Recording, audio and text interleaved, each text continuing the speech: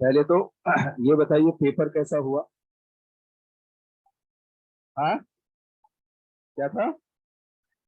अच्छा, लेकिन क्वेश्चंस बने एरो, तो किसमें किसमें ज्यादा, मतलब जैसे मैंने तो एक देखा भी नहीं अभी ढंग से पेपर पेपर भी, तो उसमें जैसे एरोमेटिक वगैरह ऐसे क्वेश्चंस थे। अच्छा, चलो, हाँ अभी देख लेंगे। अच्छा ठीक है, तो आप लोग उस पे, अभी आपको हार्ड कॉपी में मिला आज पेपर, है ना? कल मिल गया। अच्छा, इसमें जो हार्ड कॉपी है ना, ये अपने को आगे, इसमें तो आप क्या कर सकते हैं कि जो क्वेश्चंस आपको अच्छे लगे ना, जैसे कुछ क्वेश्चन होते हैं आसान, अच्छे क्वेश्चंस पे मार्क कर सकते हैं। और एक आप इसके आंसर्स पे यदि कुछ टिक करते भी हो ना, तो पेंसिल वगैरह से टिक कर सकते हो। ठीक है। हाँ, तो इसमें इसमें फायदा ये क्या रहेगा कि आगे जाके जब अपने को ऐसा रह जाएगा ना कि अपने को रिवाइज करना है, तो रिवीजन करने में टेस्ट पेपर बहुत बढ़िया रहता है। क्योंकि एक टेस्ट पेपर रिवीजन करने का मतलब ये है कि आपने सारे सब्जेक्ट के कई सारे चैप्टर्स को रिवाइज कर लिया, है ना? अच्छे क्वेश्चन भी होते हैं इनमें, है ना, कि जिनमें हम लोग हर तरीके से देख सकते हैं। तो आप पहले तो जैसे जो भी क्वेश्चन में दिक्कत आई, आपस में नहीं डिस्कस करके एक बार खुद जरूर ट्राई कर, ये करते हैं ना, है ना? उसे एटलीस्ट हमने ट्राई के नाम पे इतना भी किया कि कॉपी में भी देखा तो एक बार ये हो जाता है भाई, अच्छा इस बात पे ऐसा क्वेश्चन पूछा जाता है। तो वो थोड़ा सा, क्योंकि एज ए स्टूडेंट, जैसे टीचर जो होता है ना, उसको छोटी छोटी बातें थोड़ा हो जाती है क्लिक, क्योंकि वो पर्टिकुलर एक सब्जेक्ट की बात कर रहे हैं। लेकिन आप सबके लिए ये सब चीजें होना कि आपने पढ़ा था अच्छे से, लेकिन ड्यूरिंग एग्जाम जब आपने तेजी से क्वेश्चन सॉल्व किया तो आपको कोई बात क्लिक नहीं हुई, ऐसा होता है। लेकिन हम उसको प्रैक्टिस में ले लेके, प्रैक्टिस में उस टाइम ले लेके, और उन सब चीजों को बहुत अच्छे से कर सकते हैं, बहुत अच्छे से कर सकते हैं। आपने 2017 JEE main topper 360 out of 360, Kalpit Virwal का नाम सुना है ना? कल्पित का क्या था कि मैं उस टाइम जिस जगह में था वही वो था, उदयपुर के अंदर ही मैं भी वही था। उसका क्या था, उसको छोटे मोटे डाउट्स खूब आते थे, खूब छोटे मोटे डाउट, जैसे 11th में जीओसी में पढ़ा रहा हूँ तो प्लस है माइनस है, उसको समझने में भी वो इतने सारे, एक तो क्या था, उसको जो भी डाउट आए वो पूछ लेता कि मेरे को ये डाउट आया। दूसरा, उसका क्या था कि जो उसने, जैसे कई बार लगता था यार तुम्हें इतनी छोटी सी बात, लेकिन जो उसने सीख लिया उसको वो गलत नहीं करता था। मतलब उसको जैसे क्लास में क्वेश्चन दिया तो रेयरली कभी उसका हाथ ऐसे खड़ा होता था कि मेरे से हो गया, नहीं, मतलब उसको टाइम लगता था, लेकिन फिर जैसे उसको बात समझ में आई तो फिर वो दोबारा गलत नहीं होने देगा, पहली बात। दूसरी बात, उस टाइम क्या था कि जब वो छूटता था तो उसका घर जो था वहां जाने के लिए उधर बस नहीं थी, जैसे एक इंटीग्रेटेड प्रोग्राम था एक स्कूल के साथ, तो वहां से उसके घर जाने के लिए बस नहीं थी। तो क्या करते कि छोटे बच्चे जो थे उनके साथ उसको जाना रहता था, उनकी छुट्टी होती थी लेट, तो वो जैसे क्लास से फ्री होता, और एक लगभग 45 मिनट, एक 1 आवर का डिफरेंस था उसमें, जब तक वो बैठ के अपना क्या करता, सॉल्व करता रहता, या कोई टीचर जैसे मैथ्स में डाउट है या जो मान लो केमिस्ट्री में डाउट है, मेरे को रोक लिया और भी जो साथ में सर उनको रोक लिया। और फिर वो क्या, बस के दौरान भी, जैसे घर से वहां तक जाने में उसको 20-25 मिनट लगे, उस दौरान भी वो पढ़ता रहता था। कहने, अच्छा, मदर फादर दोनों गवर्नमेंट जॉब में, फादर वहाँ उदयपुर में ही जो गवर्नमेंट स्कूल है वहाँ कंपाउंडर, और मदर जो है वो टीचर। उसका जो बड़ा भाई था उसने दोनों क्लियर किया, वो अभी एम्स जोधपुर था, तो उसकी शादी का भी जैसे कार्ड वार्ड अभी आया था कि शादी वगैरह जाना, तो उसने क्या किया, उस साल आईआईटी भी क्लियर किया एंड एम्स भी क्लियर किया, देन अभी फिर उसने एम्स ऑप्ट करके जोधपुर से वो उसने अपना पूरा वहां पे ये क्लियर किया। ये जो था पढ़ाई, जबकि एक रिजर्व कैटेगरी का बच्चा था, लेकिन फिर भी उसने उस चीज को माइंड में नहीं रखा। तो एक दो चीजें थी, जो डाउट आए पूछ लेना, चाहे कितना भी बेसिक हो, तो उस मामले में तो ऐसा कई बार होता था यार, तो नंबर लेके कैसे आया। दूसरी बात, जहां गलती कर दी वहां दोबारा मिनिमाइज करना, मतलब कोशिश ये करना। तीसरा, जबरदस्त नहीं, जबरदस्त नहीं थी। तो जब लास्ट में मेजर टेस्ट थे तो 360 नंबर का उस टाइम जेई मेन होता था, तो 310 315 उसके आने लग जाते। देन उससे फिर थोड़ा बातचीत होती थी, कई बार तो जैसे ये रहता था कि 20-20 मिनट ये बातचीत की कैसे क्या करना। तो उस दिन जिस दिन एग्जाम था उस दिन सेंटर पे उसको यही बोला हमने कि यदि आपको 30 क्वेश्चन 90 क्वेश्चन का जेई मेन होता था, तो तुम 28-29 तक पहुंच जाओ विद कॉन्फिडेंस, तो लास्ट के एक को छोड़ना मत, क्योंकि तुम सही डायरेक्शन में सोच रहे हो। तो फिर उसने क्या किया, मतलब जिस हिसाब से उसका रिजल्ट रहा, जो भी सारा था, बहुत बढ़िया से उसने वो सारा ये किया। और फिर लेकिन अब क्या चक्कर क्या हुआ कि सारा मीडिया सब कुछ, कभी कौन आ रहा है, कभी उसके समाज के लोग, कभी कौन अप्रिशिएट कर रहा है। क्योंकि जेई मेन के बाद में क्या बाकी था, असली गेम एडवांस था। उस टाइम भी वो प्रेशराइज हो गया। तो एक बार तो उसका ये कहना था कि सर अब मेरे को इतना ज्यादा मैं प्रेशराइज हो गया हूँ कि मेरे को हर तरफ ऐसा लगता है कि यार मैं अब एडवांस में आगे नहीं कर पाया तो लोग मुझे ये नहीं समझे, वो नहीं समझे। मैंने कहा नहीं, ऐसा कुछ नहीं है। उसके साथ ही उसी साल एक स्टूडेंट था, अर्पित मैनार। उसके उसके साथ क्या था, उसका जेई मेंस के अंदर रैंक था 499। अब 499 रैंक बुरी नहीं होती है, लेकिन उसको बुरा ये लग रहा था कि उसी टाइम रैंक 1 वाला बच्चा यहाँ है। अब उससे बातचीत करी तो वो परेशान था शुरू में। तो ऐसे केस में फिर उसको क्या किया, जेई मेन से एडवांस के बीच में जो डिस्कशन और जो सब कुछ होता है, उसके लिए उसको मोटिवेट किया और उसको लगातार यहाँ रखा। लेकिन कल्पित ने क्या किया, उसको थोड़ा सा ये हो गया था कि अब मैं वो क्लासेज अटेंड करूंगा और मेरे से क्वेश्चन नहीं बना तो मैं टेंशन में नहीं आ जाऊंगा, बाकी लोग ये नहीं सोचे। तो उसने फिर ये किया कि मैं क्लासेज नहीं, मैं मतलब वो थोड़ा सा कि मैं सेल्फ ये करता हूँ। एडवांस भी दोनों बच्चों ने ही बहुत अच्छा किया। कल्पित का 109 रैंक आया, लेकिन वो आईआईटी मुंबई मिल गया उस हिसाब से। और अर्पित जो 490 रैंक था, उसका ऑल इंडिया रैंक जो था वो 22 था। 22 रैंक ही आया। और उसका जैसे अर्पित का एक बहुत अच्छी बात क्या थी कि क्लास के अंदर पुराना कुछ पूछो, तुरंत उसका आंसर आता था। मतलब और ऐसा भी नहीं था कि कोई आपको लगे कि जैसे जहां कल्पित इतना डिसिप्लिन और ये वो मस्त रहता था, मतलब पढ़ाई वढ़ाई करता। उसका क्या था कि 11th के अंदर एक एग्जाम होता है केवीपी वाला, है ना। तो वो क्लास के अंदर इतना बढ़िया था कि एक बार पीटीएम में जब वो आया तो अपनी मदर के साथ, तो मैंने बोला अरे अर्पित तुम क्यों आया, तुम्हारे को तो जरूरत ही नहीं था, तुम तो इतना अच्छा बच्चा। तो उसकी मदर बोली कि सर इसको डांटो, ये बहुत टाइम वेस्ट करता है ना, मतलब टीवी वगैरह में ये सब में। तो 11th में उसका केवीपी वाई हुआ नहीं, जबकि उस टाइम क्या था कि उस बैच में जो भी बच्चे पढ़ते थे लगभग केवी निकाल लेते थे। उसको बहुत बुरा लगा कि यार सर लोग सही कह रहे थे कि मेरे को फिर उसने मेहनत करी। और फिर तो अभी दोनों बच्चे ही, हालांकि दोनों को बॉम्बे ये सारा मिला। ये मैं ये सब इसलिए बता रहा हूँ, पहले ये सब बातें करना कई बार ये लगता है कि अच्छा सर ऐसा क्यों बता रहे हैं, या अपने आपको पता नहीं क्या ये चीज है। तो कभी मेरे को था नहीं कि ये सारा, अभी सिर्फ मैं बता रहा हूँ कि जैसे अपना कोर्स भी कंप्लीट होने वाला है सारा है, मेरे को था कि कभी ऐसा कभी बातचीत करने का मौका मिला कि छोटे छोटे डाउट्स आना, चीजों को भूल जाना, ये सब नॉर्मल चीज होती है। लेकिन अपने हाथ में क्या होता है कि जब वो दिक्कत आए तो उसको, जैसे मान लो मैंने कोई गलती करी, वो दोबारा नहीं करूं या वो मेरे से कम हो, ये आपके हाथ में। आपके हाथ में क्या है कि कोचिंग के अलावा जो बाकी टाइम है उसमें मैं कितना बढ़िया कर सकता हूं, वो आपके हाथ में है। तो एक्चुअली आप मेहनत करके एक और मैं बात बताऊं, मैं फिर स्टार्ट करता हूं। मैं कल टीवी देख रहा था, उसमें एक इंडियन आइडल आता है, देखो इंडियन आइडल वो म्यूजिक वाला ये रहता है जिसमें ऑडिशंस होते हैं, अलग अलग जगह से आते हैं। तो एक लास्ट ईयर या उससे पहले पुराना एक यूट्यूब पे ऐसे दिख रहा था टीवी पे, तो पुराना एक मैंने ऑडिशन देखा। तो एक आया एक लड़का जिसका नाम था सन्नी हिंदुस्तान, एक वो, और उसका ऑडिशन मैंने देखा। ऑडिशन में जब वो आया तो उससे पूछा क्या करते, तो उसने बोला कि वो बूट पॉलिश करता हूँ, बूट पॉलिश। फिर उसकी एक वो होता है ना, 1-2 मिनट का क्लिप होता है जो दिखाते हैं। उसकी मदर के बारे में बताया कि वो घर घर जाके काम करती है और चावल मांग के लाती है ताकि हो सके। उससे पूछा गया आपने कहीं से कुछ सीखा, उसने ये कहा कि नहीं, मैंने मोबाइल से, मोबाइल था उससे मैं गाने सुनता। उसका ऑडिशन कभी टाइम मिले आप देखना, सन्नी हिंदुस्तानी ऑडिशन इंडियन आइडल। उसने इतना जबरदस्त गाया। और कुछ दिनों में मतलब वो जजेस वगैरह, एक भी जज बोले भी कि हो सकता है जो तुमने गाना गाया हो, तो नुसरत फतेह अली खान जो है ना उनका गाना गाया, तो बोले हो सकता है तुमने साल भर उस गाने की प्रैक्टिस करके एज इट इज गा दिया हो, को दूसरा गा के बताओ। ऑडिशन की बात है। दूसरा इतना जबरदस्त गाया कि उसको तुरंत जो टॉप 16 में, जबकि एक प्रोसेस होता है 2-3 राउंड में जाके टॉप 16 में टॉप 20 में जाता है, तुरंत उसको वहां ले लिया। फाइनली उसने इंडियन आइडल जीता।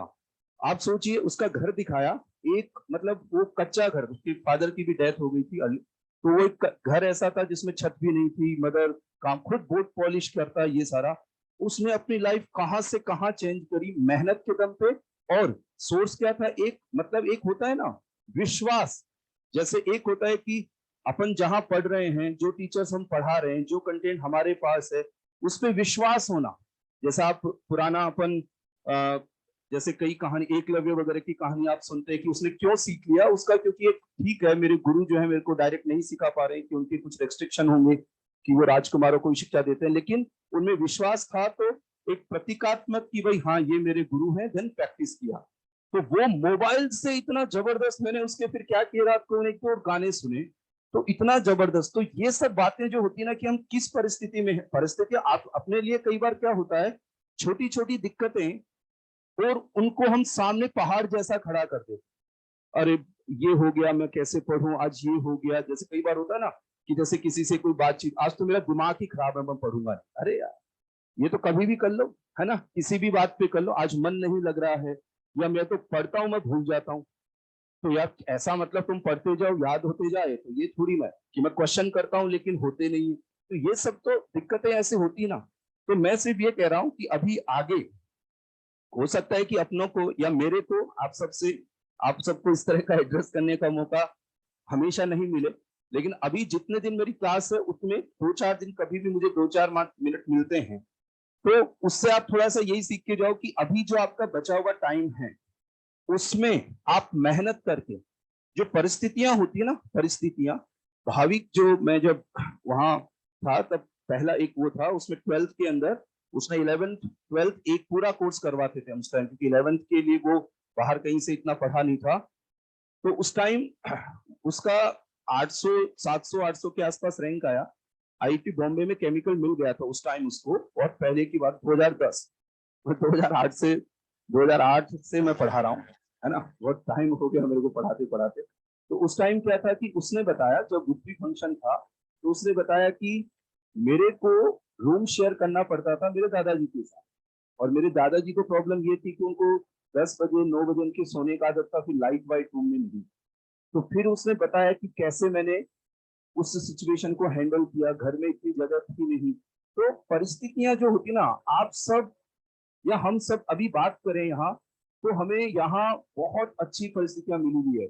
इस तरह की जो केयरिंग होती है ना किसी कोचिंग की, या क्लास में पढ़ो, आपको दिक्कत आई आप यही लेक्चर्स वापस से देख लो, आपको डाउट आपको पूछने हैं तो एक टीम जो है, या हम सभी उस टीम का हिस्सा है जिनका जैसे जैसे डाउट टाइमिंग बैठा रहता है, वापस पूछो, वापस किसी, कितने सारे टीचर।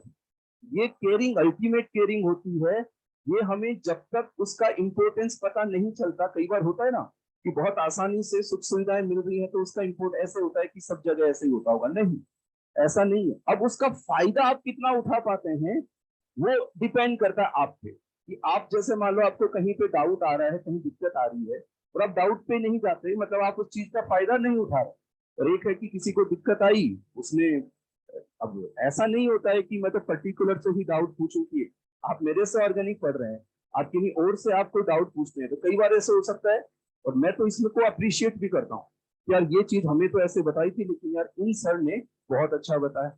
और मेरे को भी कहीं मालूम चलता है ना, जैसे हम लोग हमारे साथी लोग, तो उसमें कोई कहे कि यार मैं इस चीज को ऐसे, तो मैं हमेशा सीखने वाले मोड में रहता हूँ।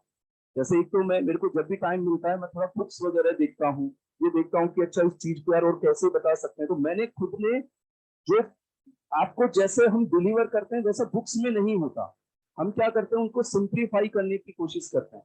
तो मेरे को जैसे कोई जूनियर भी आके बोले कि सर देखो इसको ऐसा कर सकते हैं, तो मैं इसको ऐसा नहीं करे यार, तो ऐसा कैसे ना, मैं उसको अप्रिशिएट करता हूँ कि यार बहुत बढ़िया चीज है ये, कैसे आपने, क्योंकि नए लोग हैं, नई नई चीजें सीख के आते हैं, तो वो रिस्पेक्ट होना चाहिए नॉलेज का। तो इसलिए आप किसी और से कहीं पे भी डाउट आउट कुछ पूछते हैं और उसमें ये हो कि देखो एक ऐसा तरीका है, दैट्स वेरी गुड। तो कहने का मतलब ये है कि अभी जितना दिन भी बचा हुआ है उसमें कैसी भी परिस्थिति हो, बस आप अपना हेल्थ का ध्यान रखो, आप अपना नींद प्रॉपर लो। बाकी अपने को तो बहुत फैसिलिटीज मिली हुई है यहाँ, मेस का खाना कहीं, है ना, कोई ऐसा नहीं है कि खाना बनाने में टाइम वेस्ट हो रहा है कि ये हो रहा है, तो बहुत ज्यादा कोई ट्रेवल करना पड़ता है, कि कोचिंग के अंदर कोई दिक्कत है, ऐसा कोई दिक्कत नहीं है। तो परिस्थितियां जब इतनी अनुकूल हो तो आपकी सोच क्या है, आपका हिम्मत आप कितना डेडिकेटेड है। एक थोड़ा सा जो पागलपन होता है ना पढ़ाई के लिए, मैं तो एक बात जानता हूं यार साहब साहब, चाहे संडे हो, चाहे जिस दिन कोचिंग हो, चाहे जिस दिन कोचिंग नहीं हो, आप जैसे मान लो कोचिंग टाइम माइनस कर दो, प्लस अपने 7 से 7.5 घंटे सोने के माइनस कर दो, इसके अलावा और ठीक है जो दैनिक जो भी काम होते हैं उनका टाइम, और घंटे भर अपने शरीर के लिए जो भी है, चाहे नॉर्मल वॉक है, फोन देखना है, या मोबाइल ये बैडमिंटन खेलना है, या घर पे बातचीत करना है, उन सब एक्टिविटीज को मिला के करें। उसके अलावा जितना टाइम आप दे सकते हैं, जैसे कोचिंग बंद हो गई, मतलब आपका कोर्स कंप्लीट हो गया, उसके बाद में आपको लगता है सर मैं 14 घंटे तक लेके जाऊं, बिल्कुल लेके जाओ। ऐसा मत सोचो कि और लोग नहीं करते, पागलपन की हद तक पढ़ते। मैंने आपको जो एग्जाम्पल दिया अभी, आप सोचो उसको ये लग सकता था ना यार यहां से तो बस पहुंचने में 25 मिनट लगेगा, लेकिन वो उसका ये था कि नहीं मेरे को वो टाइम भी यूटिलाइज करना है, लेकिन चीजों को बैलेंस रखना है। ऐसे नहीं कि टाइम खराब कर दें, अब यार सर ने कहा था कि इतना तो पढ़ना ही है तो हम 4 घंटे ही सो लेते हैं, वो तो फिर गलत डिसीजन है, वो तो गलत चीज है कि आप अपना नींद में से टाइम हटा के और उसको आप एडजस्ट कर रहे हैं, ठीक है ना। तो अभी ये सब मोबाइल और ये जितने भी मैं बहुत सारे बच्चों का नाम बता सकता हूँ, और उनको मैं जानता, कभी आप लोग अपना एग्जाम देना, कभी आप लोगों को ये रहा ना कि सर हमें वहां पे मेरे को कुछ मिल रहा है, वहां कोई आपका स्टूडेंट है क्या, या मेरे कभी आप एग्जाम के बाद में मेरा फेसबुक उस पर देखिएगा, उन सारे बच्चों के साथ मेरा ये लगा हुआ, तो उसमें क्या था कहीं पे भी आप उन सारे बच्चों की जर्नी मैंने देखी है, वो एक फोन रखते थे, जब लोग एंड्रॉइड फोन रखते हैं ना, ऐसा कीपैड वाला फोन, बस हाँ इस तरह का, कोई मतलब नहीं। उस टाइम जैसे कोविड के बाद में थोड़ा सा ये सॉफ्ट कॉपी और ये सब चीजें आ गई, वरना पहले क्या होता था, केवल एक फोन इसलिए ताकि पेरेंट्स और ये सब, क्योंकि कोचिंग के थ्रू भी ये फैसिलिटी होती है कि आपको फोन करना है घर पे तो आप बात करो, लेकिन आप लोगों के पास फोन होना जरूरी इसलिए हो जाता है, आप सब बाहर के बच्चे, तो पेरेंट्स को, और आजकल आजकल ज्यादा चिंता होने लग गई कि आपने 2 बार भी फोन नहीं उठाया तो फिर आपको खुद को भी डर लगता है कि यार अब गए काम से डांट पड़ेगी, है ना, क्योंकि चिंता हो जाती है। वो केयरिंग आजकल इतना होने लग गया कि वो जैसे होता है ना, मैंने फोन नहीं उठाया, मान लो घर से ही आया, तो 1 बार 2 बार, तो पहले तो ये पूछ लेना कि ठीक हो, मैंने कहा हाँ, और फिर देखो आप, है ना ये है वो, अरे अभी अभी तो ये था कि भाई, मतलब पहले एक बार पूछ लेना भाई हाँ अब ये ठीक है ना सारा काम, और फिर दनादन दनादन दनादन आके ये सब, ये तो केयरिंग वाली बात ये सारा ये होने लगी। तो कीपैड वाला फोन जो थे ना, यदि हम किसी चीज के आगे मजबूर हो जाए, किसी चीज के आगे कि यार ये हमारा टाइम वेस्ट करता है, तो सबसे सही यही है कि उसको फिर हटाओ साइड से। बस ये है कि अपना कुछ कम्युनिकेशन का आजकल मीडियम ये बन गया, तो उसके लिए फिर थोड़ा बहुत ये हो सकता है कोई जरूरी वरी हो तो अपना कंट्रोल थोड़ा सा रखना चाहिए। चलो ठीक है, हो गई 5-10 मिनट बात, थोड़ा आज ज्यादा हो गई कुछ, तो अभी अपन पढ़ते हैं, अभी उसको पॉलीमर को लेकर ये आगे बढ़ते हैं। लेकिन बस मैं यही चाहता हूं कि आप सब लगे रहें जबरदस्त तरीके से, और एक बार ये तो कि भाई पता नहीं आईआईटी मिलेगा कि क्या मिलेगा, कि कौन सी ब्रांच मिलेगी, कि क्या होना है कि क्या नहीं, बस एक बार ये बस ठान लो कि यार मेरे को ये होना चाहिए कि यार मैंने एग्जाम में अपना पूरा दम लगा दिया, एग्जाम में मैंने अपना सब कुछ लगा दिया, बस वो फील आ गई ना, तो फिर उसके बाद में ये है कि यार ठीक है, फिर कोई रिग्रेट और कोई किसी तरह की कोई दिक्कत नहीं था, मेरे में जितना दम था, मैं जो कर सकता था, आप अंदर से पता इतना कौन, जब आदमी अंदर से ऑनेस्ट रहता है ना, अंदर से ईमानदार रहता है, जैसे मेरे को ये लगता है कि मैं क्लास में बच्चों के साथ जितनी मेहनत कर सकता हूँ उतना मैं करता हूँ, चाहे मेरा तबीयत का भी मेरा मतलब ऐसा हो जाए ना कि यार बस अब तो मैं, एक दिन ध्यान है मेरे को वो फीवर, उस दिन फिर मैं आपकी क्लास में आया था, उससे पहले मैनेजमेंट को बोल के आया था कि मेरे को सुबह से ये है, लेकिन मैं एक क्लास का और ट्राई करता, फिर आपकी क्लास के बाद मैं हॉस्पिटल गया तो मेरे 203 तक का फीवर, मतलब 203 नहीं, कितना, हाँ वो तो ज्यादा हो जाता है ना, 90, 90, नॉर्मल टेम्परेचर कितना होता है, 90, 97.96, अच्छा ये रहता है ना, तो हाँ फिर वो 102 103 तक फीवर ये हो गया। तो एक्चुअली क्या था कि मैं खुद ये कोशिश करता हूँ, तो मैं जैसे अपने आप में ऑनेस्ट रहता हूँ, तो मैं बाकी सब चीजों का टेंशन भी नहीं करता, जैसे आपका बेस्ट तो बहुत अच्छा है, कभी शायद नौबत ही नहीं आई मेरे को पूरे साल भर कि मैंने शायद किसी बच्चे को डांटा हो, किसी बच्चे को नहीं, है ना, लेकिन नहीं नहीं, ये तो डांटना वाटना तो आपके बैच में कभी हुआ नहीं, वो तो आपस में मजाक हो जाती है बात। लेकिन जैसे एक आधा बैच में एक आधे बच्चे को डांटना भी पड़ा ना, वो इस चक्कर से कि वो ध्यान नहीं दे रहा कि क्या, तो जैसे अप्रिशिएट भी किया तो डाटा भी, तो उस टाइम मेरे को ये नहीं कि यार बच्चा फिर क्या है कि नहीं यार, अपना काम ऑनेस्टी से करना है। अब उसमें जो बच्चा जैसे भी ले किसी चीज को, क्योंकि उसको बच्चा इतना तो समझता है कि यार अपना टीचर बुरा नहीं चाह रहा, तो वही बात अपने आप सब में भी होना चाहिए कि यार ऑनेस्ट, कि फिर पेरेंट्स भी अपने मतलब पॉजिटिव वाइब सब तरफ होती है, आप देखना सब फिर उस चीज पर ठीक है यार तुमने बहुत अच्छा कोशिश किया, वो और बहुत अच्छा कोशिश किया, बहुत अच्छा मैंने किया भी, ये पेरेंट्स, मैं और मेरे टीचर, दुनिया कुछ भी बोले कि यार, मतलब कई बार होता ना कि यार मेरा नहीं हुआ या मेरे कम रैंक आई तो दुनिया ये बोले, तो दुनिया तो क्रिटिसाइज करेगी, आप अच्छा करोगे तो भी करे, तो उन सब का टेंशन लेके तो आगे कभी आदमी बढ़ भी नहीं सकता कि भाई वो क्या कहेगा, वो क्या कहे, कंकर मारने वाली बात जो है ना वो तो लाइफ में रहेगी। आप हर आदमी को समझाते रहे यार तुम मेरे को ऐसा क्यों बोल रहे हो, तुम मेरे बारे में ऐसा, तो आप अपने टारगेट तक पहुंच ही नहीं पाओगे, वो सब अपने आप चुप हो जाते, जैसे ही आप अपने टारगेट को अचीव आगे लाइफ में अच्छा करते हैं, वो सब अपने आप ही चुप हो जाते। चलो जी, अब देखो अपन बात कर रहे थे पॉलीमर, पॉलीमर के अंदर क्लासिफिकेशन अपने सारा कंप्लीट कर लिया था, ठीक है। लास्ट में चार तरीके से इलास्टोमर्स पे बात की थी, फाइबर, थर्मोप्लास्टिक, थर्मोसेट, मैंने नोट्स लिखवा दिए थे आपको। चलो अब आप लिखिएगा एग्जांपल्स ऑफ पॉलीमर।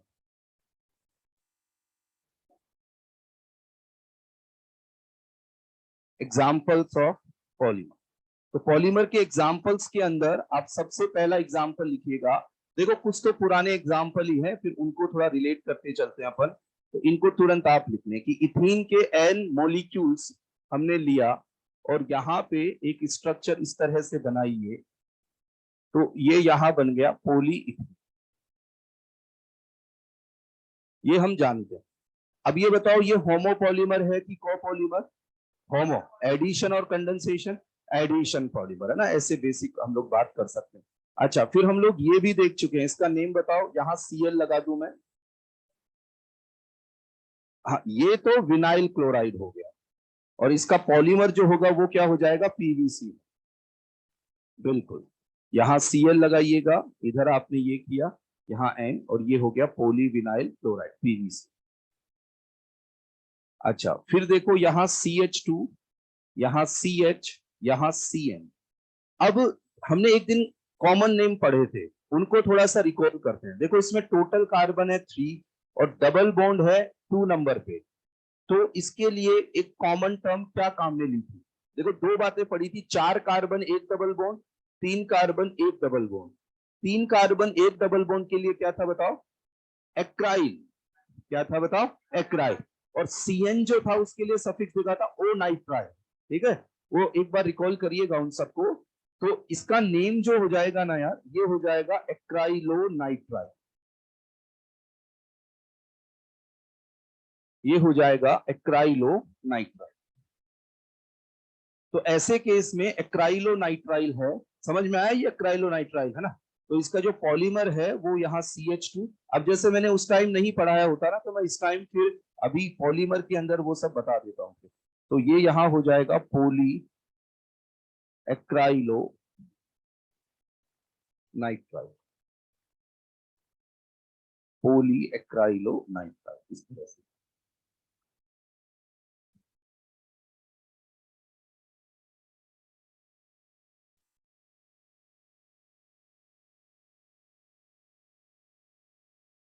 तो जैसे Cl आया तो विनाइल क्लोराइड, CN आया तो एक्राइल, एक्राइलो क्लोराइड, एक्राइलो नाइट्राइल, तो ये पोली एक्राइलो नाइट्राइल। अब ये बताओ पीएच आ गया, इसको लिखा अपन ने, बताओ क्या हो जाएगा, स्टाइरिन। तो ऐसे केस में CH2CH, यहाँ पीएच, और ये बताओ कितना आया N, तो बताओ ये क्या हो जाएगा, पोली स्टाइरिन, पोली स्टाइरिन, स्टाइरिन से क्या बन जाएगा, पोली स्टाइरिन।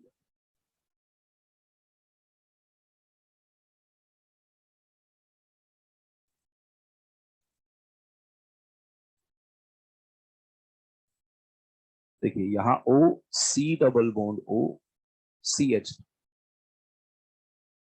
अब देखो इसका नेमिंग देखो, बताओ फंक्शनल ग्रुप क्या है, ये एस्टर, तो पहले किसको बोलना है, ऑक्सीजन से जुड़े हुए ग्रुप को, ऑक्सीजन से ग्रुप कौन सा जुड़ा है? विनाइल। क्या जुड़ा हुआ है? विनाइल। कॉमन नेम हम दे रहे हैं, तो पहले तो हमने बोल दिया विनाइल। अच्छा, इसका सफिक्स क्या होता है? 8। अच्छा, कितना कार्बन है? 2। इसके अलावा 2 कार्बन। इथेनॉल नहीं, vinyl acetate. 1 carbon form, 2 carbon acid. ठीक है, तो अभी आपको जो कॉमन नेम लिखवा है, आप रीडिंग आज लगाइएगा, फिर इनको पढ़ना, ये तो ये सारा समझ आ जाता है। Vinyl acetate. तो इसका जो अब देखो क्या करना होता है, जो फंक्शनल ग्रुप साइड में रखे रहेंगे दो इन डबल, क्योंकि ये सब एडिशन पॉलीमराइजेशन है, तो एडिशन पॉलीमराइजेशन में डबल बॉन्ड को आगे से आगे शिफ्ट करते जाएंगे। तो CH2 यहाँ CH, और इधर आ गया जैसे ये O, C double bond O, CH3, तो ये हो जाएगा पोली विनाइल, और ये इधर क्या आ जाएगा? एसीटेट, यहाँ पोली विनाइल एसीटेट।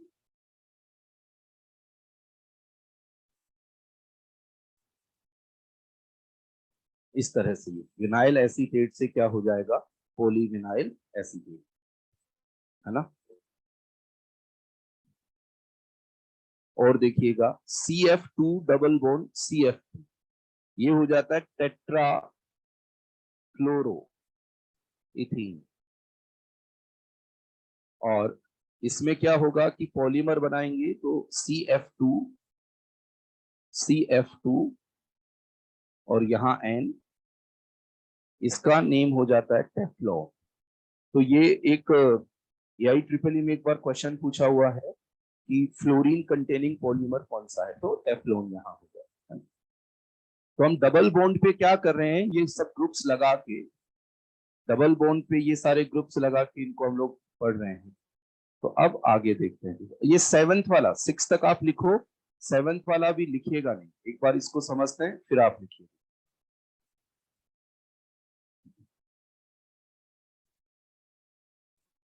देखिएगा, जो 7th है उसमें फंक्शनल ग्रुप क्या है बताओ? एस्टर। ऑक्सीजन से अटैच ग्रुप क्या है बताओ? मिथाइल। ठीक है, मिथाइल, ये तो इसको बोलेंगे मिथाइल। अब बताओ यहाँ टोटल कितना कार्बन? 3। अब 3 कार्बन 2 पे डबल बॉन्ड, तो क्या टर्म आएगा? एक्राइल। क्या टर्म आएगा? एक्राइल। लास्ट में 8 लगा देना है, तो इसका नेम बताओ क्या हो जाएगा? Methyl acrylate. लेकिन एक्चुअली क्या है, पॉलीमर जो हम लोग पढ़ रहे हैं ना, वो क्या है कि उसमें यहां से H हटा के इधर यहाँ CH3, इसका पॉलीमर जैसे हम बात कर रहे हैं। तो अब इसका मतलब, अब कॉमन नेम देना, IUPAC वगैरह में तो कोई झंझट ही नहीं है, जो रूल्स होते हैं फिर चाहे जहां ब्रांचिंग करो वो नंबरिंग जाके सब्स्टिट्यूएंट की फॉर्म में आ जाता है। ये मिथाइल एक्राइलेट था जब ये नहीं था, लेकिन अब कुछ ऐसा बोलना पड़ेगा कॉमन नेम में कि इसको भी इंक्लूड कर लिया जाए। तो देखो इसका नेम कैसे दिया गया, ऑक्सीजन से जुड़ा हुआ ग्रुप मिथाइल, और फिर एक्राइलेट बोलने से पहले एक ये एच यहाँ सब्स्टिट्यूएंट जा रहा, तो इसके लिए बोल दिया गया myth, methyl myth acrylate, acrylate. तो यदि हम लोग इसके एन मॉलिक्यूल्स ले लें, तो आपको अब तो डबल बॉन्ड को कनेक्ट करना है बस।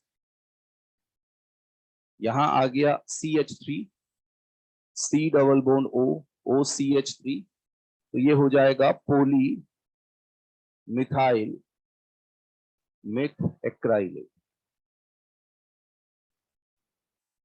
पोली मिथाइल मिथ एक्राइलेट।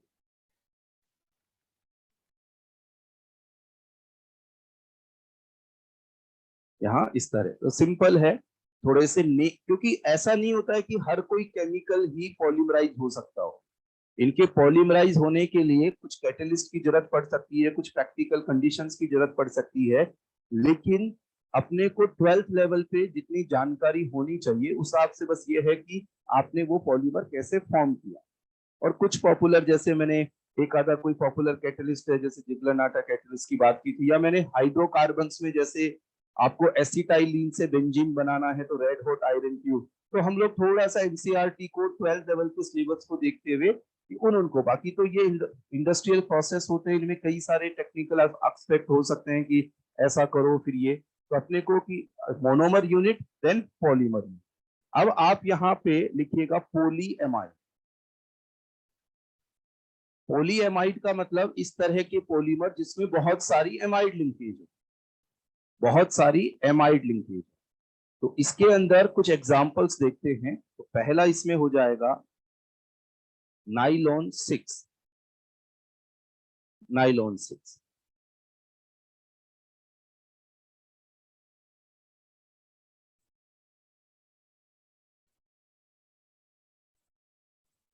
चलिए अब देखो नाइलॉन 6 का सिंथेसिस करते हैं। तो आप देखो, पहले तो आप थोड़ा ट्राई करके बताइए। ये है और इसकी रिएक्शन मैंने करवाई इसके साथ NH2OH। ये क्या, यहां इसके साथ अभी क्या रिएक्शन होगी? यस, बिल्कुल सही बात। यहां से क्या रिलीज होगा? H2O। अब देखो आपको, जैसे देखो इन्होंने बड़ा जल्दी आंसर किया, तो थोड़ा सा प्रैक्टिस में ये ले लेना है कि ये अमोनिया डेरिवेटिव वाली रिएक्शन है। तो ऐसे केस में अमोनिया डेरिवेटिव वाली रिएक्शन, तो यहाँ क्या किया हमने? डबल बॉन्ड N, और यहाँ क्या आ गया? OH, और यहाँ पे ये आ गया, ये ऑक्साइड में हो।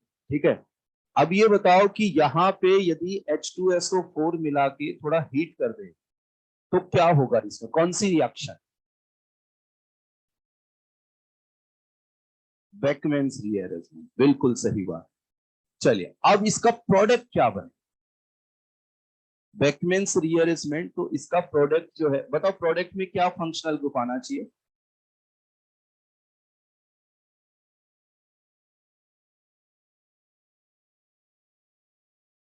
चलिए, और इस पे कोई बात कि हमने कुछ कोई ट्रिक देखा था कि इस क्वेश्चन को सॉल्व करने के लिए 7 मेंबर्ड रिंग बन जाए। जितना मेंबर्ड साइक्लिक साइक्लिक कीटोन है उससे एक मेंबर्ड हायर क्या बनेगा? प्रोडक्ट का नाम, फंक्शनल ग्रुप बताओ। अमाइड बन जाए, है ना? थोड़ा सा ये पुराना हो गया, अपने थोड़ा पहले पढ़ा ये। तो ये है बेकमैन्स रीअरेंजमेंट। देखो थोड़ा सा ये याद, ये दिमाग में आया कि ऐसा कुछ पढ़ तो रखा है अपन ने, है ना? तो ये बेकमैन्स रीअरेंजमेंट यहाँ क्या होगा?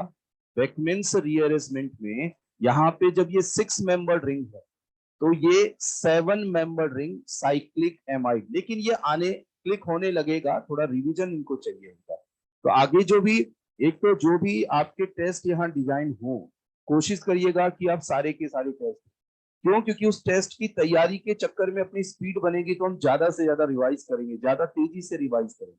तो यहाँ पे ये जो, मतलब जितना मेंबर रिंग कीटोन होता है या ये है, उससे एक हायर साइक्लिक एमाइड बना दीजिए, और यहाँ इसको हम लोग बोलते हैं कैप्रोलेक्टाइन। अब देखो इसका आप कर दो हाइड्रोलाइसिस। हाइड्रोलाइसिस करेंगे तो यहां से टूटेगा, यहां से टूटेगा। बताओ इधर क्या लगा दे? OH, इधर H। तो एक तो बन गया यहाँ COOH। अच्छा अब देखो CH2 काउंट करो, 1 2 3 4 5। तो 4 CH2 आप रख लो, और 5 भी लिख सकते हैं, पांचवा ऐसे लिखकर NH2 लगा दो। चाहे तो आप यहाँ पे 5 एक साथ लिख के फिर NH2 लगा दो। लिखो यहां तक।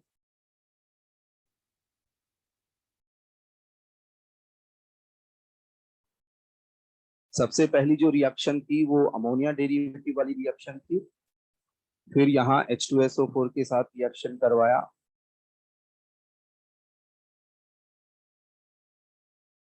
तो उसको हीट किया तो बेकमैन्स रीअरेंजमेंट, 7 मेंबर रिंग बना। कैप्रोलेक्टम, उसका हाइड्रोलाइसिस किया हमने। तो अब देखो इसका जो हाइड्रोलाइसिस से प्रोडक्ट बना, इसका IUPAC नेम ट्राई करते हैं।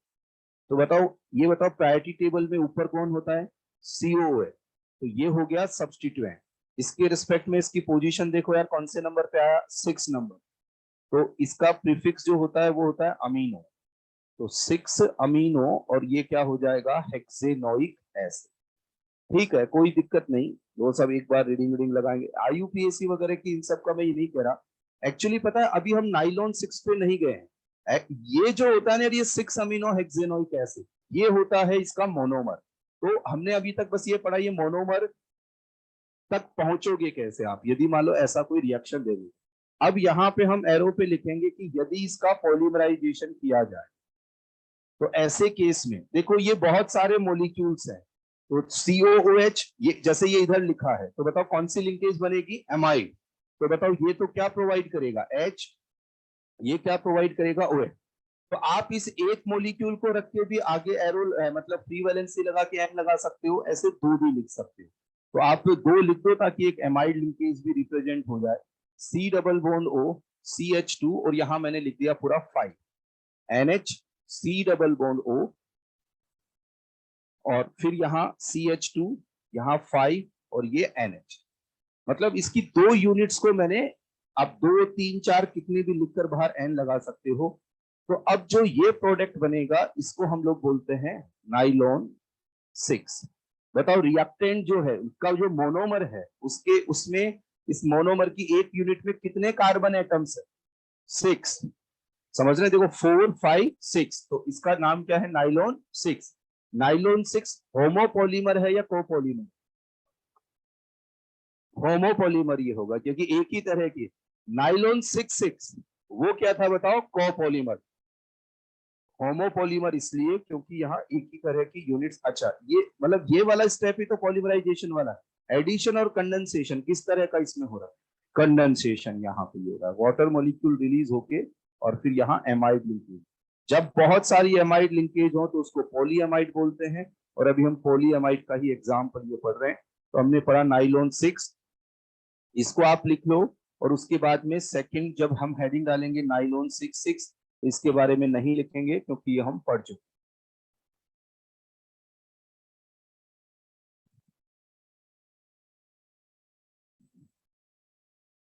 नाइलॉन 6 की बात करें तो इसकी दो मोनोमर यूनिट्स हैं, बिल्कुल, हेक्सा मिथाइलिन डाइअमाइन और इसके अलावा क्या हो जाएगा? Adipic acid. तो ये बहुत जरूरी है, ये बहुत जरूरी है कि हमें ये, अब क्योंकि इस पर नोट बन चुके हैं तो यहाँ नाम लिख लिया। और एक उसके बाद में नाइलॉन 610, इसको थोड़ा सा और देखो यहाँ इंपोर्टेंट नाइलॉन 6 ये ज्यादा इंपॉर्टेंट है, लेकिन ये भी थोड़ा मिलता है, इसके बारे में भी लिख लेते हैं। तो आप क्या करो, यहां तक लिखने के बाद में सेकंड लिखिएगा नाइलॉन 6 और फिर उसके बाद में थर्ड लिखिएगा नाइलॉन 610।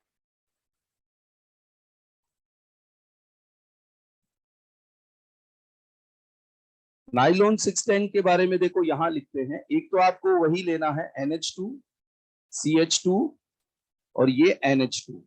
आप लिखिएगा हेक्सामिथाइलिन डाइअमाइन। एक तो ये ले लिया आपने। तो ये 6 तो आ गया यहां से 6 कार्बन का। एक बताओ कितने कार्बन का चाहिए? 10 कार्बन का एसिड लेना पड़ेगा। तो 10 कार्बन का एसिड देखो, अब उसका नेम वो ऑम्स्केप से तो बैठेगा नहीं, तो इसको याद करना पड़ेगा अलग से।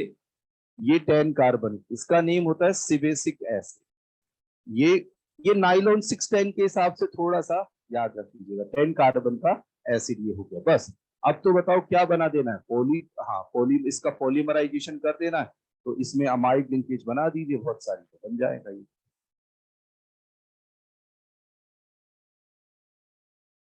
इसका पॉलीमराइजेशन करें तो ये तो सिंपल, अब NH और ये CH2 यहाँ 6, यहाँ NH C double bond O CH2 यहाँ 8 carbon C double bond O और यहाँ पे देखो एक बार देख लेना सही बनाया है ना? C डबल बॉन्ड O और ये ऐसे ही बनता है। तो ये नाइलॉन 6 है।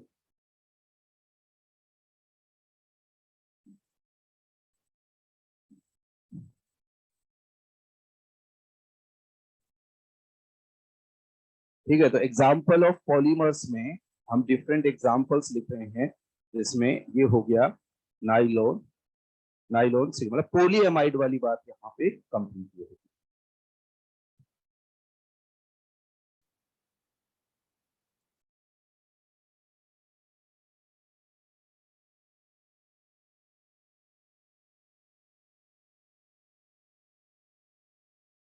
पॉलीएस्टर, पॉलीएस्टर में जो दोनों एग्जाम्पल है वो हम पढ़ चुके हैं। एक तो यहाँ पे हो जाएगा अपना टेट्रोन या फिर इसको टेरिलीन। अच्छा, इसके अंदर मोनोमर यूनिट में एक तो इथाइलिन ग्लाइकोल, उसको सिंपल ग्लाइकोल भी बोल सकते हैं, और एक टेरेथैलिक एसिड ये हो जाएगा। ठीक है, एस्टर लिंकेज। और एक और पढ़ा था, बताओ कौन सा? लिप्टल, लिप्टलोड। ये सब, तो ये सब है पॉलीएस्टर वगैरह ये सारा। तो ये मतलब इनको चैप्टर को कैसे भी चला लो, ये एग्जाम्पल सारे शुरू में ले लो। एक होता है कुछ शुरू में ले लिए, कुछ अभी ऐसा कि एक तो क्लासिफिकेशन पढ़ा, दूसरा एग्जाम्पल समझे ये पढ़े।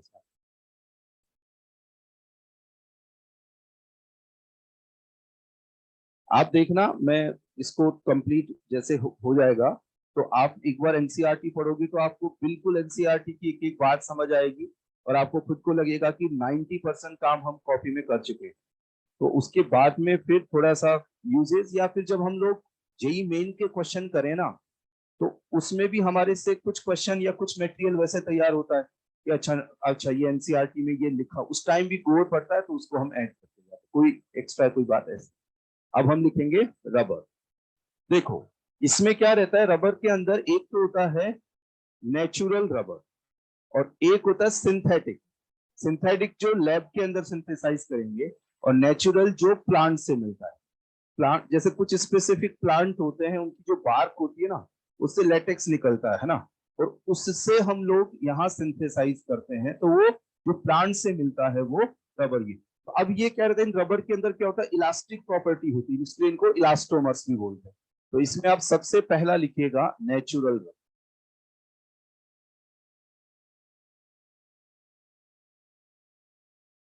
नेचुरल रबर के अंदर जो एक बहुत इंपॉर्टेंट बात है कि उसमें आखिर कौन सा केमिकल होता है, तो उसमें होता, इसका मतलब मोनोमर यूनिट नेचुरल रबर की, तो वो है ये वाली स्ट्रक्चर। ये आपको जरूर पता होनी चाहिए, इसका कॉमन नेम है, वो भी बहुत इंपॉर्टेंट है, क्योंकि एक तो सीधा सा क्वेश्चन यही बन गया कि नेचुरल रबर का मोनोमर यूनिट क्या है।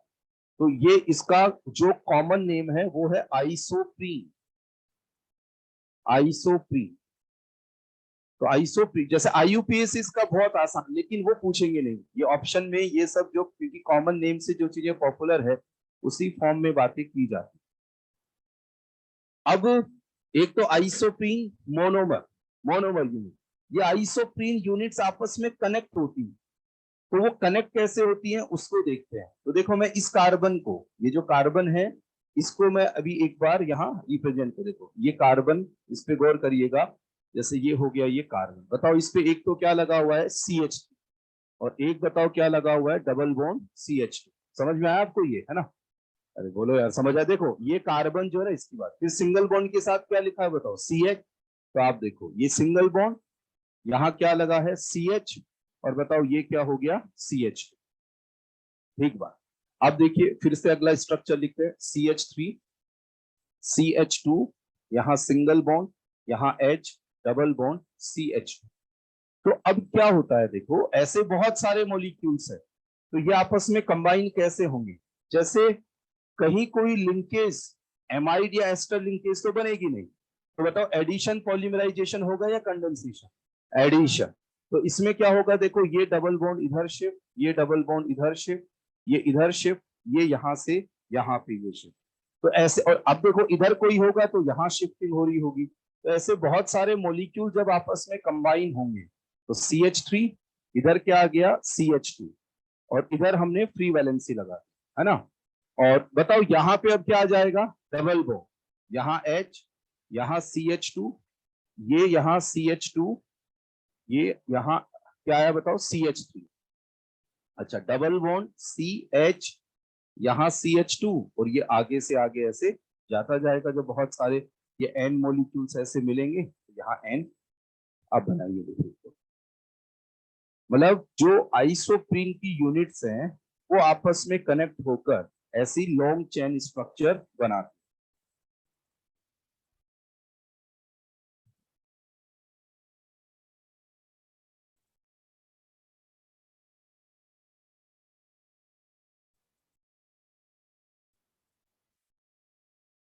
हैं। थर्माकोल, पॉली, उसका सिंथेसिस यही जो वो लग, थर्माकोल मतलब जो वाइट, हाँ वो काम में रहता है वो वाला हो, उसका आइडिया नहीं है। उसको उसको सर्च कर सकते हैं कि कोई कोई पॉलीमेरिक प्रोसेस से बना है कि नहीं। और इसके अंदर जो एनसीईआरटी में यूजेस वगैरह है और ये सब में देख सकते हैं, कहीं कुछ मिले तो उसके। हाँ तो उसमें फिर दे रखा होगा तो देखिए। अच्छा अब देखो यहाँ ये जो ये जो स्ट्रक्चर बनी ना, इसमें डबल बॉन्ड का ओरिएंटेशन देखिए। बताओ इस डबल बॉन्ड पे यहाँ पे क्या लगा हुआ है, CH2 और यहाँ पे भी यही लगा रहेगा। तो बताओ इसका ओरिएंटेशन सिस है कि ट्रांस है, सिस। तो अब देखो इसका जो नेम हो जाएगा वो हो जाएगा सिस पोली आइसोप्रीन। आइसोप्रीन तो ये नेचुरल रबर ये होगा, सिस पोली आइसोप्रीन।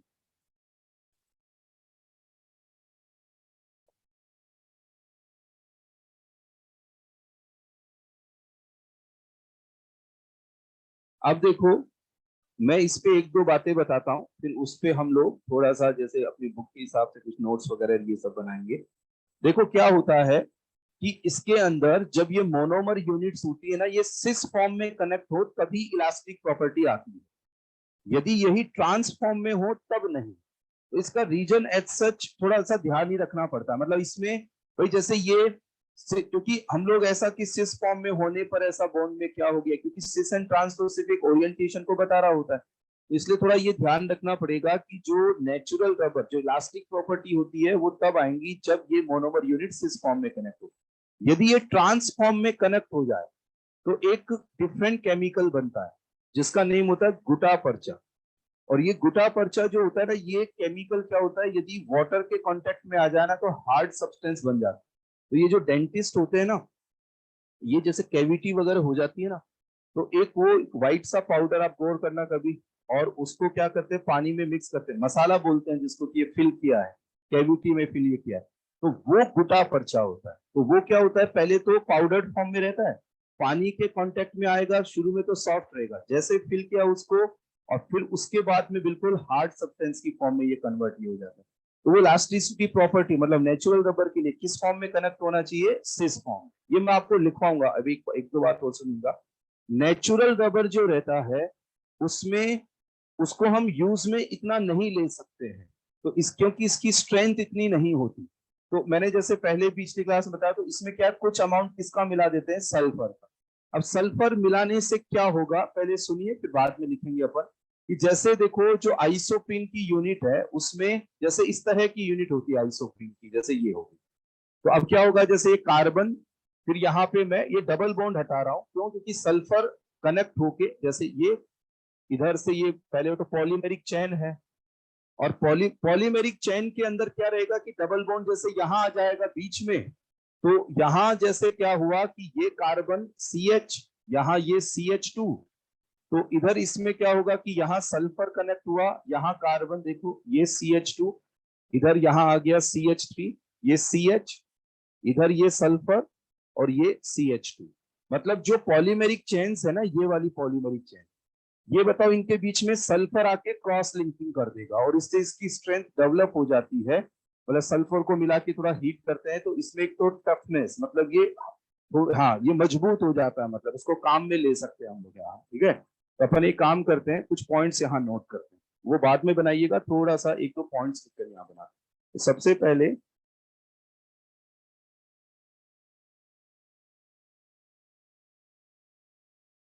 लिखो, rubber is a natural polymer, rubber is a natural polymer and possess rubber is a natural polymer and elastic property possess elastic possess elastic properties। Bracket में लिखिएगा elastomers, इनको जो rubber जो रहते हैं ना इनको इलास्टोमर्स बोला जाता है, मतलब इलास्टिक प्रॉपर्टी होने की वजह से इनको हम लोग इलास्टोमर्स बोलते हैं, ELASTO, है ना, इलास्टोमर्स। फिर लिखिएगा नेक्स्ट पॉइंट, ये तो इसके लिए बात होगी ना, सिस फॉर्म में कनेक्ट होता है, ये सब यहाँ लिखा हुआ है, उसको लिखने की जरूरत नहीं। लिखिएगा गुटा पर्चा, GUTTA, GUTTA PARCHA। Gutta percha has isoprene units,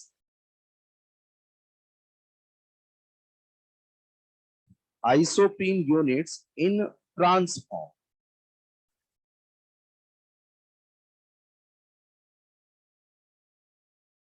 आप चाहें तो ब्रैकेट में लिख सकते हैं यूज्ड बाय डेंटिस्ट, और ये सब कि डेंटिस्ट के थ्रू इसको यूज किया जाता है, जो टीथ वगैरह रहती है इसमें कैविटी को फिल करने के लिए, है ना। तो ध्यान रहे तो ठीक बात है। अब इसके बाद में लिखिएगा नेक्स्ट पॉइंट लगा के, vulcanisation, VULCANI, VULCANIZATION, vulcanisation.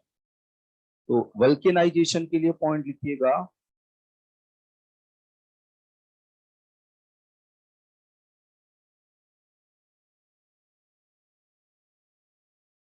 in the vulcanization process,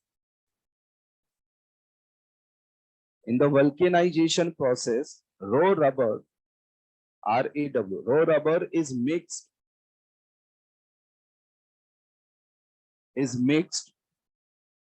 with small amount of sulfur, and heated.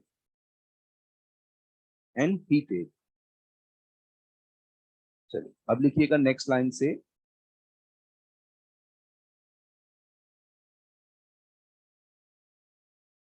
Small amount of sulphur and heated. Next line से लिखिएगा, use of external sulphur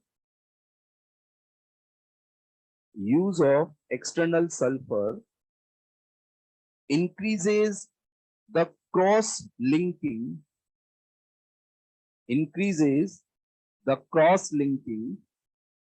and toughness,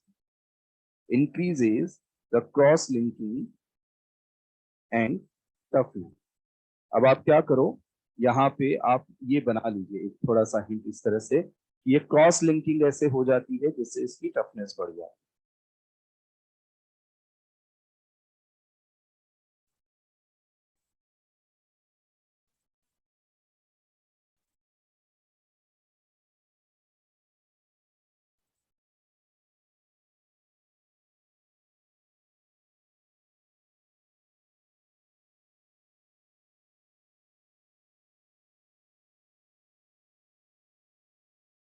चलिए फिर लिखिएगा synthetic rubber.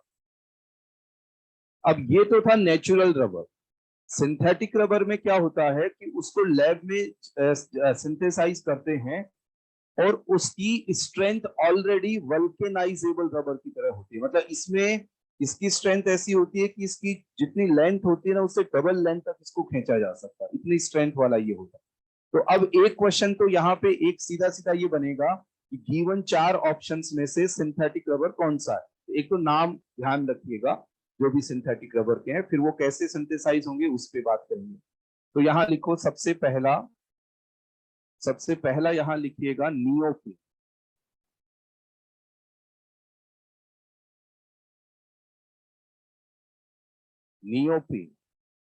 अब neoprene पे बात करेंगे तो देखो नियोप्रीन एक सिंथेटिक रबर है, पॉलीमर है। तो इसके सबसे पहले तो मोनोमर पे बात करें, देखो इस तरह से, है ना, ये इसका मोनोमर है। अब बताओ यहाँ पे है Cl, इससे पहले नेचुरल रबर का मोनोमर देखा था तो यहाँ पे क्या लगा था, CH3। यहाँ CH3 था तो वो क्या था बताओ, आइसोप्रीन। यहाँ इसका नेम होता है क्लोरोप्रीन।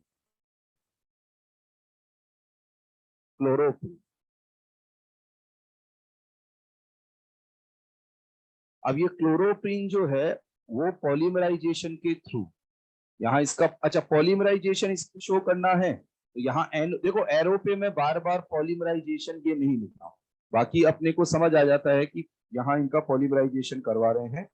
और ऐसे केस में यहाँ जो बनेगा, जैसे ये CH2, यहाँ क्लोरीन, फिर डबल बॉन्ड CH2, ये यहाँ बना। ये आपको जरूरत है जिनको, तब तो ठीक है, मेरे को नहीं जरूरत है ना। कोई बच्चा कंफर्टेबल नहीं है तो परेशान नहीं होगा कि कहीं, आप देख लेना, है ना। क्योंकि अभी मौसम भी चेंज वेंज सारा ये है, तो वो देख। तो अब देखो ये डबल बॉन्ड CH2, तो अब बताओ इसका नेम क्या हो जाएगा, नियो। अब 3 टर्म एक जैसी आ गई, है ना। तो ये बताओ आइसोप्रीन क्या होगा, नेचुरल रबर का मोनोमर। अच्छा नियोप्रीन सिंथेटिक रबर ये एक तरह से पॉलीमर है, एंड क्लोरोप्रीन नियोप्रीन का मोनोमर। ऐसे थोड़ा सा अब यार ये सब संभालनी पड़ेगी बातें, है ना, क्योंकि अपने तो एनसीईआरटी वगैरह में भी ये सारा दे रखा है, तो बोर्ड के हिसाब से भी पढ़ना पड़ेगा थोड़ा। एक देखो लिखिएगा ब्यूना एन,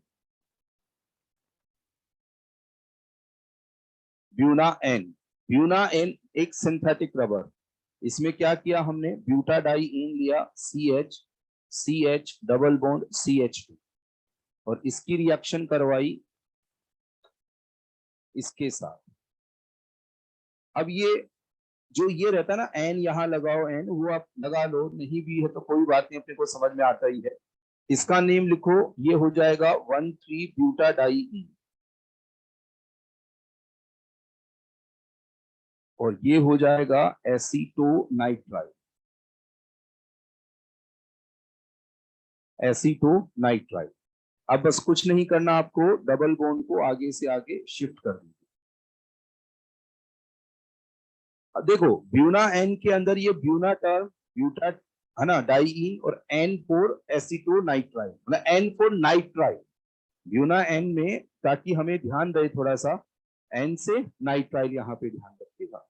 तो ऐसे केस में जब हम इसकी बात करेंगे तो आप देखो इस तरह से लिखिएगा CH2, हाँ जी, हाँ एक्राइलो, हाँ हाँ हाँ, ये एसीटो, एक सेकंड रुको, एक्राइलो ही लिखना है, वो एसीटो थोड़ा जल्दबाजी है ना। देखो टोटल कितने कार्बन है, 3, एक क्या है, डबल बॉन्ड, क्या लिखिए, एक्राइलो नाइट्राइल, एसीटोनाइट्राइल ये हो जाता है CH3CN। कितने कार्बन, देखो एक्चुअली क्या रहता है कि जैसे यहाँ पे 3 कार्बन है, डबल बॉन्ड नहीं होता, फिर एक्राइल टर्म काम में नहीं लेते। तो ये फॉर्म एसिड प्रोपियोन ये काम में कब लेना है, जब यहाँ पे मल्टीपल बॉन्ड नहीं, तो ये एक्राइलोनाइट्राइल। तो आप देखो 1,3-ब्यूटाडाइईन रिएक्ट विद एक्राइलोनाइट्राइल, यहाँ एन नाइट्राइल के लिए है, तो आप देखो क्या बनेगा, CH2। अब यहाँ बॉन्ड का थोड़ा ध्यान रखना, वहां से कॉर्नर से देखो, बताओ कैसा आएगा, सिंगल बॉन्ड, फिर क्या जाएगा, डबल बॉन्ड, फिर सिंगल, फिर से सिंगल, फिर भी सिंगल, है ना, हाँ, क्योंकि इसको लिखने में गड़बड़ हो जाता है, लिखते लिखते ऐसे, यहाँ ये किया, और ये हो जाएगा ब्यूना एन।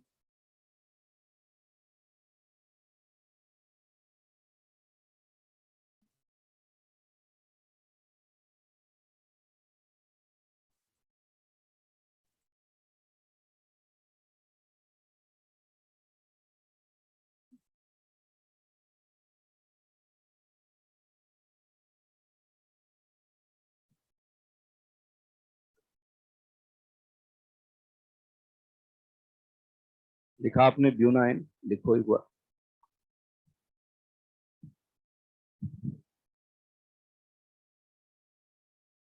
हाँ नाइट्राइल, नाइट्राइल के, अच्छा थर्ड जो है, एक बार इसको सभी ने लिख लिया होगा, जो थर्ड है वो है ब्यूना एस, और एस फॉर स्टाइरीन।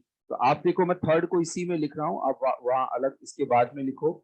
अब इस थर्ड में देखो क्या क्या चेंज, यहां मैंने लिखा एस, सबने लिख लिया होगा, मैं इसमें चेंज करा ब्यूना एस, यहाँ पे बताओ CN की जगह क्या लगा देंगे, PH, और ये जो मोनोमर यूनिट है ये हो गई स्टाइरीन,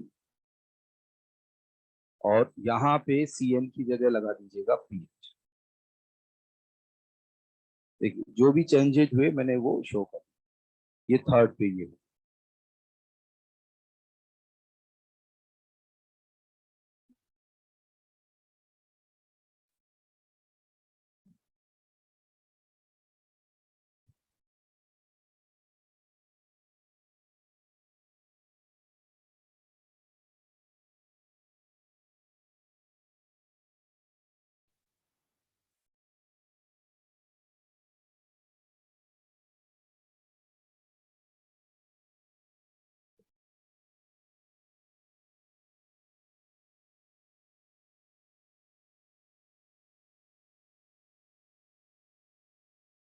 चलिए अब देखो एक आप यहाँ लिखिएगा पोलीसेस,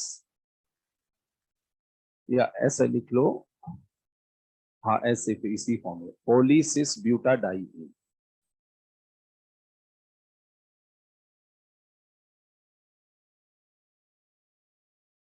देखो मेनली तो तीन नाम ध्यान रखना, neoprene, buna N, buna S, ये तीनों नेम पॉपुलर हैं। एक हम लोग यहाँ और देख लेते हैं कि केवल ब्यूटाडाइइन ले लिया जाए, मतलब इसमें कुछ नहीं मिलाया और इसको पॉलीमराइज किया हमने, और ऐसे में ये जो आपस में कनेक्ट होंगे, तो ऐसे है ना, सिस फॉर्म में कनेक्ट होने पर जो पॉलीमर यहाँ बने, जैसे ये डबल बॉन्ड यहाँ आया,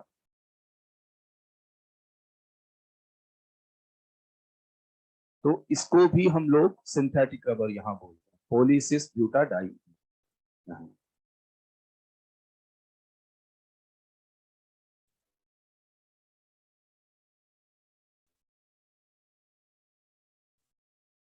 है ना, तो केवल ब्यूटाडाइन मिलाया, तो ये भी आप कर।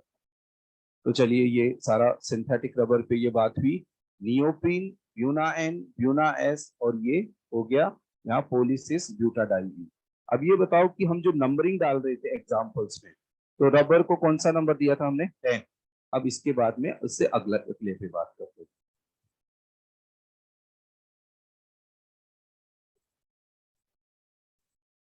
हाँ, ये इसमें सिंथेटिक रबर पे लग गया। अब देखो 11 नंबर पे लिखिएगा फिनोल फॉर्मल्डिहाइड पॉलीमर।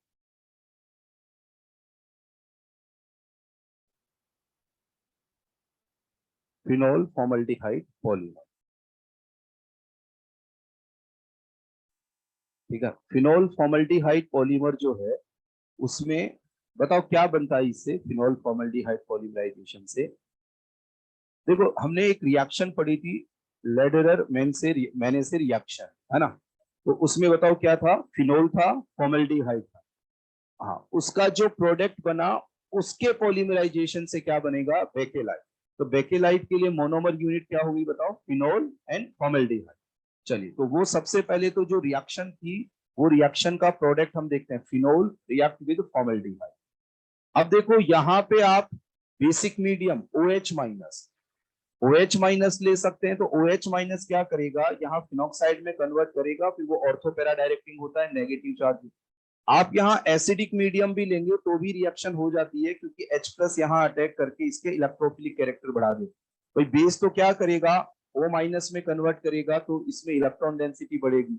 और एसिडिक मीडियम लेंगे तो H प्लस यहाँ अटैक करके पॉजिटिव, ये बॉन्ड इधर शिफ्ट हुआ, तो इसकी इलेक्ट्रोफिलिसिटी बढ़ेगी, पॉजिटिव चार्ज यहाँ। तो आपको इसकी मैकेनिज्म देखनी है कि ये इंटरेक्ट कैसे हुए, तो आप एरोमेटिक कंपाउंड में देखिएगा, क्योंकि ये स्टेप हम पढ़ चुके हैं उस रिएक्शन में।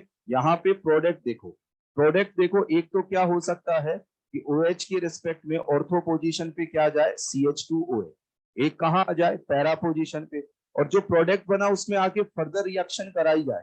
जैसे देखो मैं कुछ और प्रोडक्ट भी लिख देता हूँ, जैसे केवल पैरा वाला भी बनेगा, और एक ये भी हो सकता है कि उस पैरा वाला में फर्दर और रिएक्शन करवाई जाए। तो जैसे इस तरह के प्रोडक्ट भी ऑब्जर्व होते हैं, और इस तरह के भी प्रोडक्ट ऑब्जर्व होंगे जिसमें यहाँ OH, मतलब फर्दर रिएक्शन कराने पर ये सारी पॉसिबिलिटी यहाँ, ये पॉसिबिलिटी। तो ये रिएक्शन, ये लेडरर मैने से रिएक्शन होती है, जिसमें कि ऑर्थो पे या फिर ऑर्थो पैरा, केवल पैरा वाला भी बन जाएगा, चाहे वो भी नहीं, मतलब ये कई सारे कंपाउंड, मतलब एक रिंग पे एक से ज्यादा अटैक वो रहता है, फर्दर आगे रिएक्शन कराओ तो। अब इसके से इसमें से इनके पॉलीमराइजेशन की बात की जाए, तो उससे बन रहा होता है बेकेलाइट।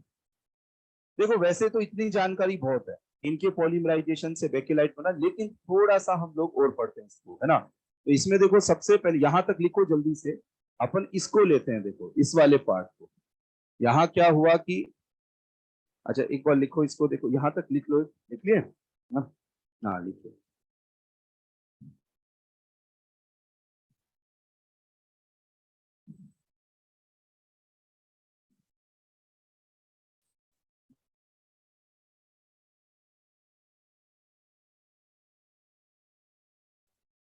देखो यहाँ मैंने लिखा OH, यहाँ CH2OH। अब आपने क्या किया, H प्लस लिया, मतलब H प्लस आपने लिया यहाँ पे, और H प्लस लेके थोड़ा हीट कर दो, तो क्या होता है देखो, इस तरह का प्रोडक्ट बनता है, यहाँ CH2, मतलब एक लॉन्ग चेन इस तरह की बन जाएगी। एक बार आप लिखो, फिर मैं आपको समझाता हूँ इसको हम कैसे समझा सकते हैं। देखो CH2 लिखिएगा थोड़ा साथ साथ, इधर यहाँ पे आया OH, फिर यहाँ CH2, और इधर यहाँ पे आया OH, फिर CH। इस तरह की लॉन्ग चेन, अब 2 रिंग तक भी लिख सकते हैं, ये बनी ना जब ये आपस में लीनियरली ऐसे कनेक्ट हो जाते हैं, और इसको बोला जाता है नोवोलेक। अब NOVO, कुछ बुक्स में NOVA नोवालेक भी लिखा ही रहता है। ये एक पॉलीमेरिक फॉर्म बनती है ना, तो इसको पेंट्स वगैरह में काम में लिया जाता है ना, पेंट्स। हाँ, इसी तरह का कोई मतलब जैसे वो तो एक ब्रांड का नेम ये हो गया, उसमें केमिकली जो रहता है ना, वो नोवेलेक वाली बात की रहती है, ठीक है। अब देखो, अब इसमें थोड़ा सा एक देखना कि अपन इसको क्या इसको हम समझा सकते हैं कि ये कैसे ये कनेक्ट हुआ। तो देखो थोड़ा सा, आप देखो कि H+ लेने पर ये H+ अटैक किया जैसे यहाँ, ठीक है। ये सब मैं यहाँ बता रहा हूं, आप ये सब थोड़ा साइड में लिखकर मैनेज कर सकते हैं यदि। तो बताओ यहां से क्या रिलीज हो जाएगा, बताओ H2O।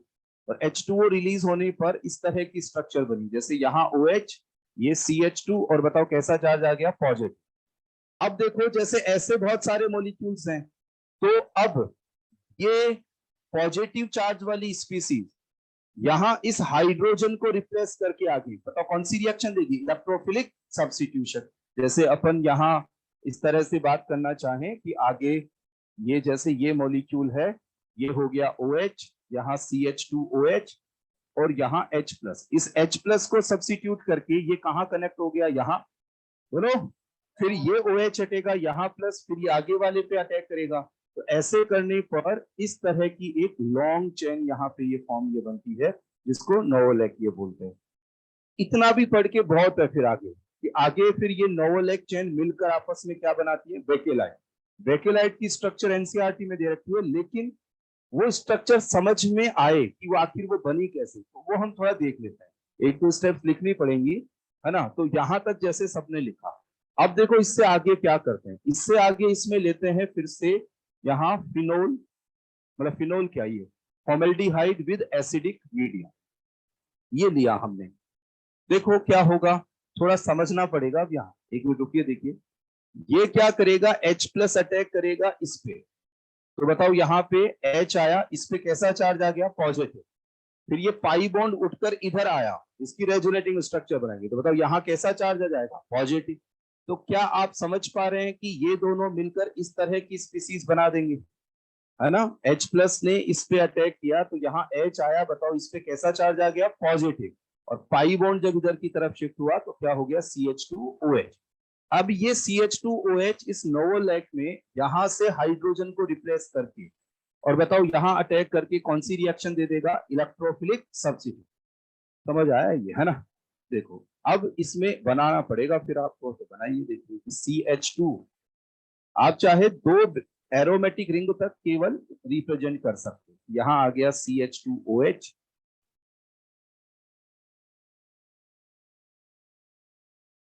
इधर यहाँ OH, CH2OH।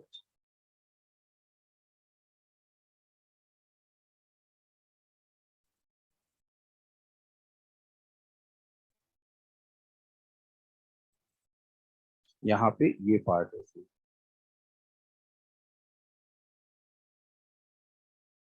तो ये स्टेप भी, अब देखो इनको आप सिर्फ रीडिंग लगाएंगे, और यदि आपके बोर्ड में कभी ऐसा क्वेश्चन आया हुआ है कि बेकेलाइट की स्ट्रक्चर क्या, तो अभी मैं बना देता हूं, आप उसको याद कर लीजिए। और आपको लगता है कि आपको उसको याद करने में ये स्टेप्स कुछ हेल्प कर सकती है, तो इसकी हेल्प ले लीजिए, है ना। इसमें कोई ऐसा वो नहीं है, क्योंकि इसकी मैकेनिज्म वगैरह ये सब हर कहीं दिया हुआ रहता भी है। तो समझ, जैसे किसी के पास, आपके पास सोलोमन्स बुक है, तो आप उसमें देखना, आपको समझ ही नहीं आएगा कि उसने कैसे मैकेनिज्म लिखी, उसने बिल्कुल कॉम्प्लिकेटेड कर रखा है। तो यहाँ क्या है, इसके अंदर आराम से आपको, देखो यहाँ तक समझ में आई बात, है ना। अब इससे अगली स्टेप, एक लास्ट स्टेप और संभालनी है बात, एक बार लिखो यहाँ तक, लास्ट स्टेप पे आते हैं।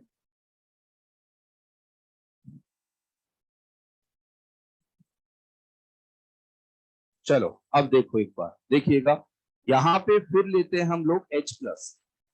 H+ यहाँ से वाटर रिलीज कर देगा। देखो ध्यान दो यार, एक बार ये जैसे H+ ने इस पे अटैक किया, वाटर रिलीज हुआ, बताओ इस पे क्या चार्ज आ गया, पॉजिटिव। तो यहाँ पॉजिटिव आने के बाद देखिए, देखिएगा एक बार, क्रॉस लिंकिंग होती है बेकेलाइट में, दो जो लेयर्स हैं आपस में कनेक्टेड होती है। तो जो ये नोवल एग की जो लेयर है वो कुछ तो जैसे यहाँ इंटरेक्ट होकर ये बना रही है, अब जो बच गई वो इसके साथ इंटरेक्ट होगी। तो देखिए कैसे, बताओ यहाँ पे कैसा चार्ज आया, पॉजिटिव। अब ये हो गया इलेक्ट्रोफाइल। अब ये जो पूरी लेयर है वो इस लेयर के पैरा पोजीशन पे इस हाइड्रोजन को हटा के, और बताइए इस पे कौन सी रिएक्शन दे देगी, इलेक्ट्रोफिलिक सब्स्टिट्यूशन।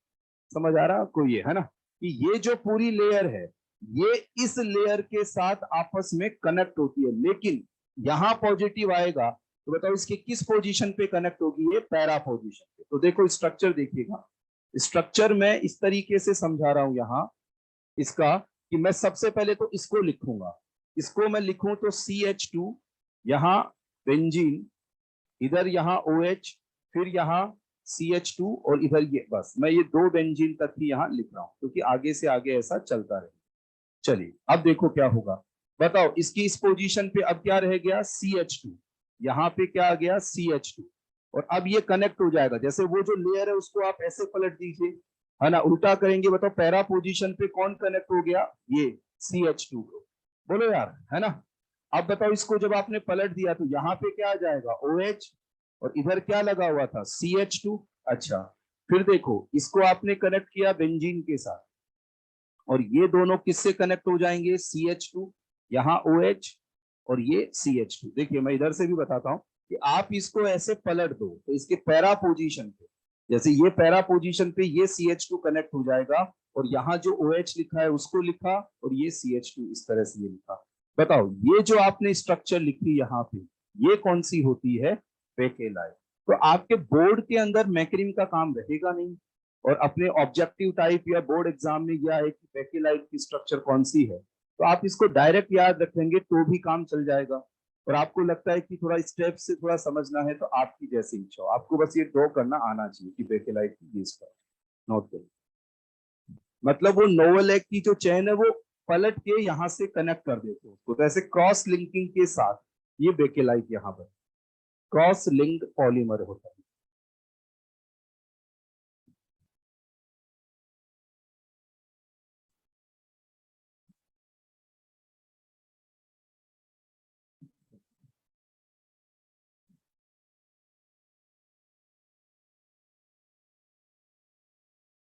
तो अपना ये 11 नंबर था, है ना, ये।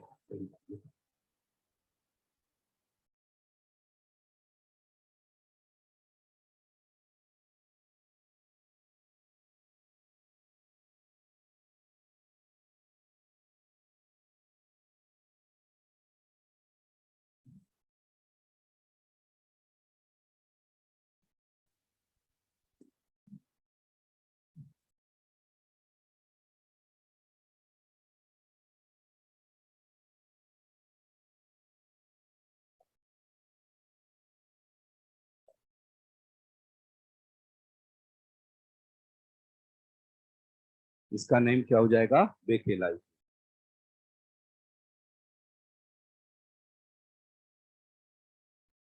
देखिएगा मेलामाइन फॉर्मल्डिहाइड पॉली, मेलामाइन की स्ट्रक्चर एनसीईआरटी में है, और जेई एडवांस 2012 के आसपास की बात, जेई एडवांस ने ये क्वेश्चन इंटीजर टाइप में दे दिया और पूछ लिया कि मेलामाइन में कितने लोन पेयर है।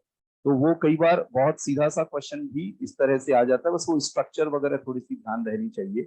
यहाँ नाइट्रोजन, अब ये एनसीईआरटी में है तो इसका मतलब वैसे तो कॉमन नेम ध्यान नहीं रहता और हर कॉमन नेम याद करने की जरूरत भी नहीं है, लेकिन क्योंकि स्ट्रक्चर एनसीईआरटी में है तो इस वजह से फिर हम लोग वैसे भी बोर्ड वगैरह के हिसाब से भी ये जैसे मेलामाइन फॉर्मल्डिहाइड पॉलीमर उसमें पूरा बता रखा है, तो बोर्ड के हिसाब से भी याद करते हैं तो फिर ये चीजें ध्यान रखनी है। इसको बोलते हैं हम लोग मेलामाइन,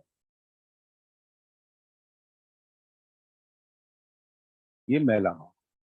अब एक्चुअली ये मोनोमर है, तो लेक है ना, जैसे देखो, लेकिन उसको कई बार अब इसका जो पॉलीमेरिक फॉर्म होगी उसका पूरा नेम होगा मेलामाइन फॉर्मल्डिहाइड पॉलीमर। लेकिन वो चलन में कई बार ऐसे ही होता है कि भाई यहाँ पे क्या हो गया, ये मेलामाइन, यहाँ पे कि इसका पॉलीमर के को भी शॉर्ट में बोल दिया मेलामाइन, तो ये मेलामाइन है मोनोमर यूनिट, और इसकी रिएक्शन करवाते हैं हम लोग फॉर्मल। अच्छा पहले मैं आपसे पूछूं तो यहाँ से फ्री हुए कि नहीं, है ना, हो गए, हाँ फिर ठीक है, तो ये फॉर्मल्डिहाइड के साथ रिएक्शन। अब इसमें फॉर्मल्डिहाइड के साथ जब रिएक्शन हो तो इसके अंदर एक बार, जैसे ये NH2, बताओ फॉर्मल्डिहाइड कौन सी रिएक्शन देता है, न्यूक्लियोफिलिक एडिशन, तो जैसे ये इस पे अटैक किया और यहाँ ये OH में कन्वर्ट, चलिए इसका प्रोडक्ट लिखते हैं।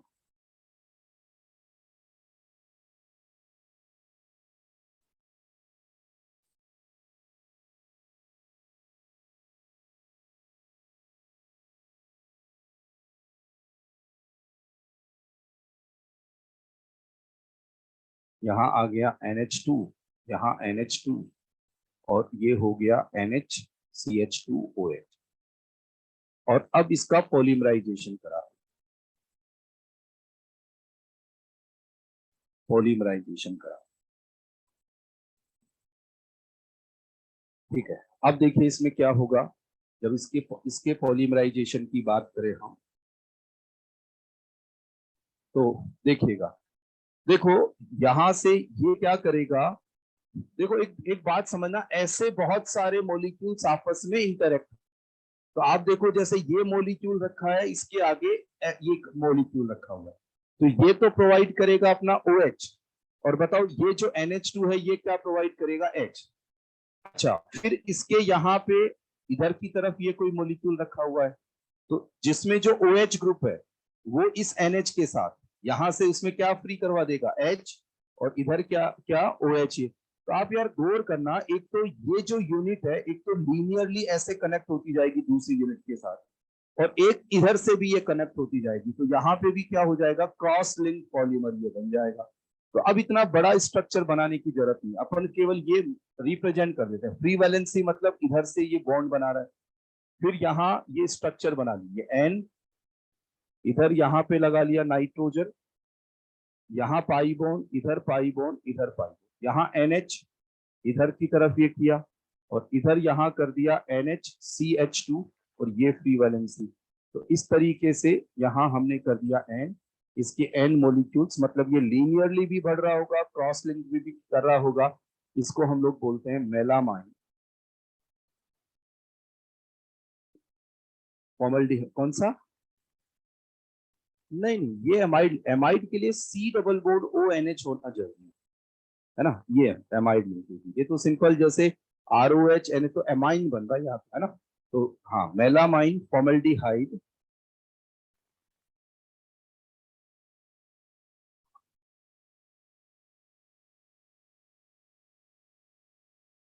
पॉलीमर, और ये क्रॉस लिंक्ड पॉलीमर हो, क्रॉस लिंक पॉलीमर मतलब ये लीनियरली भी बढ़ते रहते हैं और क्रॉस लिंकिंग भी ये होगी, जहां फ्री वैलेंसी भी वहां से ये कनेक्ट होगा। तो अब जैसे ये होना कि क्या क्या ऑब्जेक्टिव टाइप क्वेश्चन बन सकते हैं, तो एक तो मेलामाइन, इसकी स्ट्रक्चर के बारे में पूछा, बाकी ये पॉली, जैसे मेलामाइन फॉर्मल्डिहाइड पॉलीमर कैसा है, तो कंडेंसेशन पॉलीमर हो गया यहाँ पे, और क्रॉस लिंक पॉलीमर ये हो गया, बाकी क्वेश्चन करेंगे तो आइडिया लग जाएगा, है ना। पॉलीमर में क्वेश्चन से एक बार क्वेश्चन प्रैक्टिस इसीलिए जरूरी रहती है कि हमें क्वेश्चन में इतना स्ट्रक्चर बनाना, ये सब तो जरूरत कम ही पड़ती है।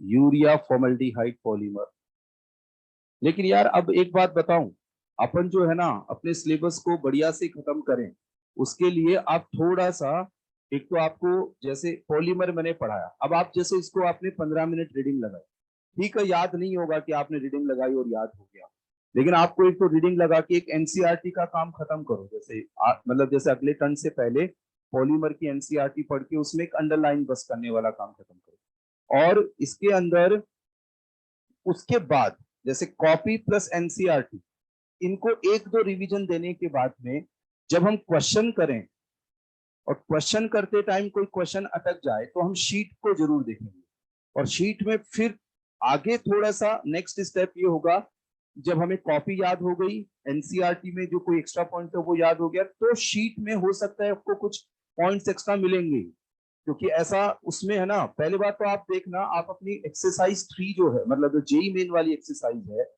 या और एक्सरसाइज वगैरह जिसमें पॉलीमर के क्वेश्चन है, केवल आप पहले इन दोनों सोर्स से करो, कॉपी और साथ में एनसीईआरटी। फिर आपको एक तो आइडिया लग जाएगा कि अधिकतर क्वेश्चन आपको जो मैंने नोट्स लिखवाए ना, अधिकतर क्वेश्चन इसी से निकल जाने। लेकिन फिर ऐसा होता है ना कि थोड़ा एक्स्ट्रा और पढ़ना हो, तो शीट के अंदर आपका कंटेंट दे रखा पॉलीमर का, उसमें भी वही एक बार टिक लगा लो कि अच्छा ये पॉइंट है या ऐसे, तो फिर तैयार हो जाता। छोटी सी यूनिट बोर्ड के लिए कंप्लीट यूनिट तैयार होगी, जेई मेन के हिसाब से भी। यूरिया फॉर्मेल्डिहाइड पॉलीमर भी ऐसे। यूरिया बता सकते हैं क्या होता है? NH2 C double bond O NH2। बताओ किसके साथ रिएक्शन करवाएं? फॉर्मेल्डिहाइड। पता है यार, सेम ऐसा ही रिएक्शन। बताओ कौन सी रिएक्शन होगी ये? Nucleophilic addition. इसके यहाँ पे N मॉलिक्यूल्स, काफी सारे मॉलिक्यूल्स लिए, यहाँ पे ये लिया NH2 C double bond O NH CH2OH। अब इसका करवाया हमने polymerase.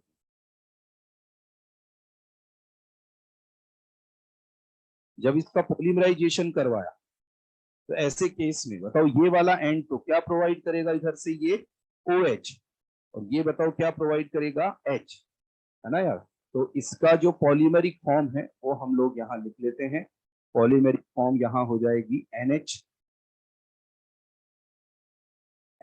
C double bond O NH CH2, और ये तो इसका नेम वही हो जाएगा, यूरिया फॉर्मेल्डिहाइड पॉलीमर।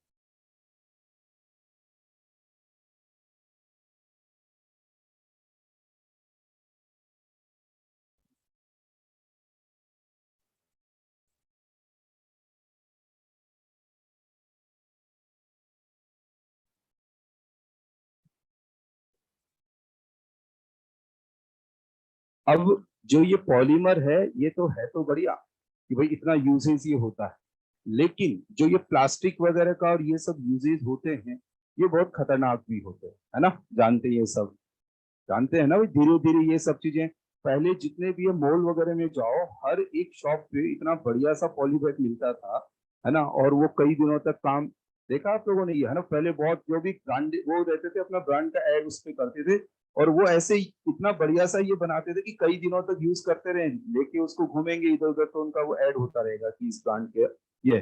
फिर ये जितने भी बहुत सारी जगह बहुत सारा पॉलीथीन वगैरह, लेकिन धीरे धीरे उनको फिर रोका। तो आजकल फिर क्या होता है कि अपना बैग लेके जाते हैं, है ना।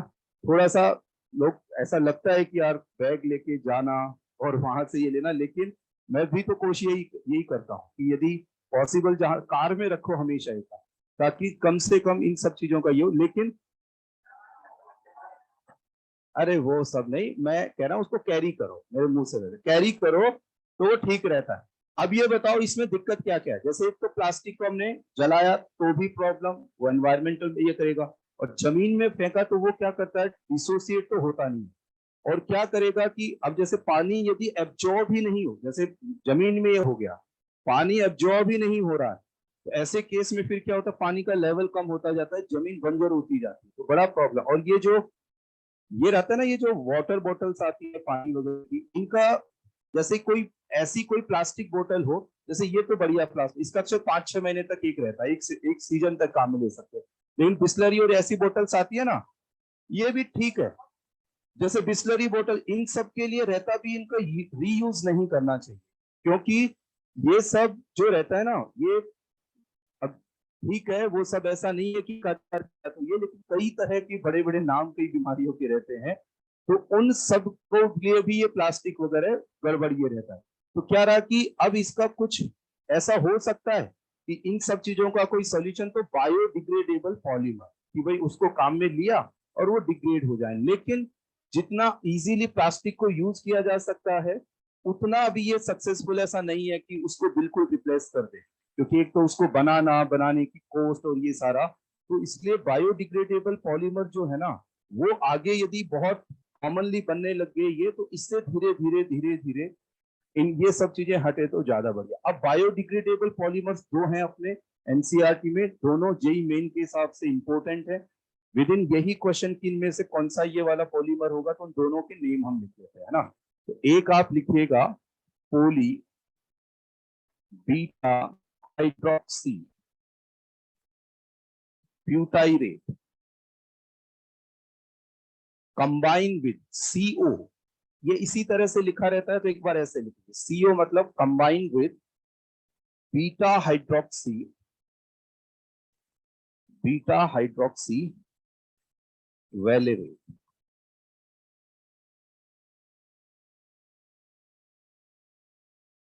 देखो ये नेम है इसका, एक बार लिखो फिर बात करते हैं। और इसको जैसे पोली हाइड्रोक्सी ब्यूटाइरेट PHBV ऐसे करके देखो, poly beta hydroxy butyrate combine with poly hydroxy valerate. बताओ कॉमन नेम के अंदर एक कार्बन, तो फॉर्म, 2 पे एसिड, 3 पे प्रोपियोन, 4 पे बोलो ब्यूटायर, तो ब्यूटायर 4, 5 पे बताओ वेलर, ये सब अपन ने लिख रखा है। तो अब ये तो हो गया पॉलीमर। अब इसको एक बार लिख देते हैं ना, इसको लिखें अपन, तो देखो इसकी मोनोमर यूनिट देखो, एक तो हो जाएगा, यहां देखो आप, ये OH CH2COOH, देखो ये अल्फा ये बीटा, ये हो गया बीटा हाइड्रोक्सी। बताओ कितने कार्बन हुए यार इसमें टोटल, 4, तो beta hydroxy butyric acid, beta hydroxy butyric acid, इसको कंबाइन करना है बीटा हाइड्रोक्सी वैलेरिक एसिड, CH2COOH, ये अल्फा ये बीटा, बीटा हाइड्रोक्सी वैलेरिक एसिड। यार इसका नेम तो ध्यान रखना पड़ेगा, ये क्योंकि अब एनसीईआरटी में है, तो अपने को मान लो ऐसा क्वेश्चन आ जाता है कि बायोडिग्रेडेबल पॉलीमर, उस पे कुछ आप लिखो, तो अब यदि आप थोड़ा सा ध्यान देंगे ना तो आपको याद भी हो जाएगा। पर ये बताओ आपको ये नाम समझ में आया, ब्यूटायरिक एसिड 4, एक बताओ कितने कार्बन वाला ले ले, 5 कार्बन वाला, बताओ COOH के रिस्पेक्ट में बीटा पोजीशन पे क्या लगा दें, OH, बस इतना सा काम यहाँ करना है।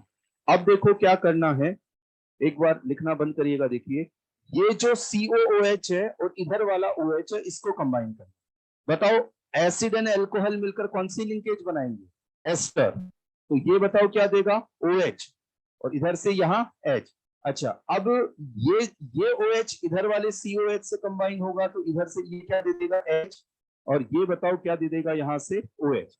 एक बार यहाँ पे देखेंगे आप, इसका पॉलीमराइजेशन होगा, तो एक बार देखिए, मैं यहाँ फ्री वैलेंसी ये वाला रिएक्ट करेगा यहाँ, तो ये ऑक्सीजन और फ्री वैलेंसी लगा दी, H हटा, फिर बताओ क्या कनेक्ट किया यहाँ, CH, और ये जो CH3 है इसको एज ए साइड चेन मैंने ऐसा लिखा, देखो इस OH को इधर लिखा, फिर बताओ ये क्या आया, CH2। अच्छा ये बताओ क्या रह जाएगा अब, CO। अब इसको बताओ किसके साथ कनेक्ट करना है, इसके साथ, तो यहाँ ऑक्सीजन, और बताओ ये किससे कनेक्ट है, CH। अब यहाँ साइड चेन बताओ क्या लिख दे, CH2 CH3। चलिए फिर आगे क्या आ गया, CH2 C double bond O, और यहाँ पे ये N। समझ आया, देखो इधर से दिख रहा था क्या, है ना, कि यहाँ ये H हटा, इस मिथाइल को हमने साइड में ऐसे रख दिया, ये OH यहाँ हटा, इस H को इससे कनेक्ट करके, ये जो मिथाइल है इथाइल, और ये जो मिथाइल है, इनको साइड चेन की फॉर्म में ऐसा रख दिया, तो इसका नेम हो जाएगा PHBE, इस तरीके से नोट करिए।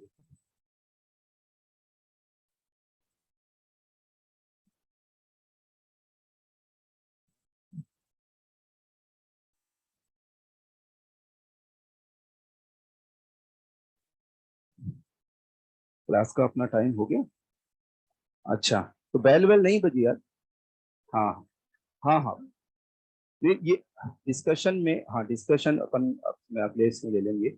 अच्छा एक बार बताओ, डिस्कशन में अब एक काम करना आपको, अब आपको रोज थोड़ा सा टाइम 1 आवर ऑर्गेनिक को थोड़ा देना पड़ेगा, और अभी अब चाहे मैं होमवर्क आगे दूं या नहीं दूं ऐसे ऑफिशियली इधर, लेकिन अब जो भी चैप्टर्स बच गए ना, उनका आगे से आगे थोड़ा आपको बना के रखना पड़ेगा, है ना। अब अपन क्योंकि या तो ऐसे है कि 30 क्वेश्चन ही केवल सॉल्व करते रहे, बहुत दिनों तक डिस्कशन के लिए आते रहे, तो वो मेरे हिसाब से ठीक नहीं होगा। तो इसके अंदर अभी तय कर लेंगे बस एक लास्ट में एक बायोडिग्रेडेबल पॉलीमर और है, ताकि यहाँ तक ये खत्म, फिर पॉलीमर कंप्लीट है, मैं एक आधा कोई क्वेश्चन और कोई एक आधा पॉइंट जो रहेगा 5-10 मिनट का वो करके और आगे हम लोग बढ़ेंगे। एक तो आप शीट हमेशा साथ रखना आप अगले टर्न के लिए, एक एनसीईआरटी भी आगे आने वाले 1-2 टर्न के लिए आप रख सकते हैं। आप एक बेंच पे एक भी होगी तो चल जाएगा, लेकिन शीट तो आप साथ में रखो, ठीक है। एक आप बायोडिग्रेडेबल पॉलीमर में एक लास्ट बस देख लो, 1 मिनट लगेगा, ये इतना बड़ा ये नहीं है। नाइलॉन 2, नाइलॉन 6, ये भी एक बायोडिग्रेडेबल पॉलीमर, नाइलॉन 2 नाइलॉन 6।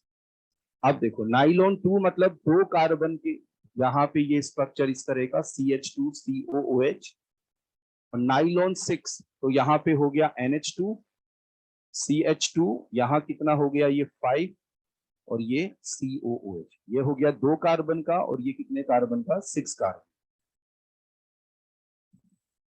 अब बताओ यहाँ कौन सी लिंकेज बनेगी, एमाइड लिंकेज। ये बताओ क्या प्रोवाइड करेगा, H, ये OH, ये H, ये OH, यहां से आप वाटर हटाइएगा, बस ये प्रोडक्ट बन जाएगा, जैसे ये बन जाएगा NH CH2 C double bond O NH।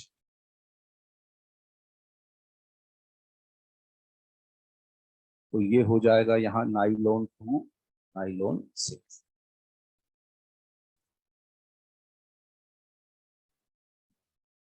तो आपको आज की क्लास के लिए तो क्या दे रखा था, S1, हाँ तो वो तो आपने कर ही लिया होगा, और नहीं भी किए हैं तो उसको तो करिएगा, क्योंकि अब आप, क्योंकि थोड़ा सा ऑफिशियली तो फिर हम आगे बढ़ेंगे ही, आप फिर चाहे बाद में चाहे अपना कोई सा भी पूछो। तो S1 के साथ अपना ये पूरा हो जाएगा एरोमेटिक, है ना। अब अपना एक तो कार्बोक्सिलिक का थोड़ा बहुत पार्ट बचा हुआ है।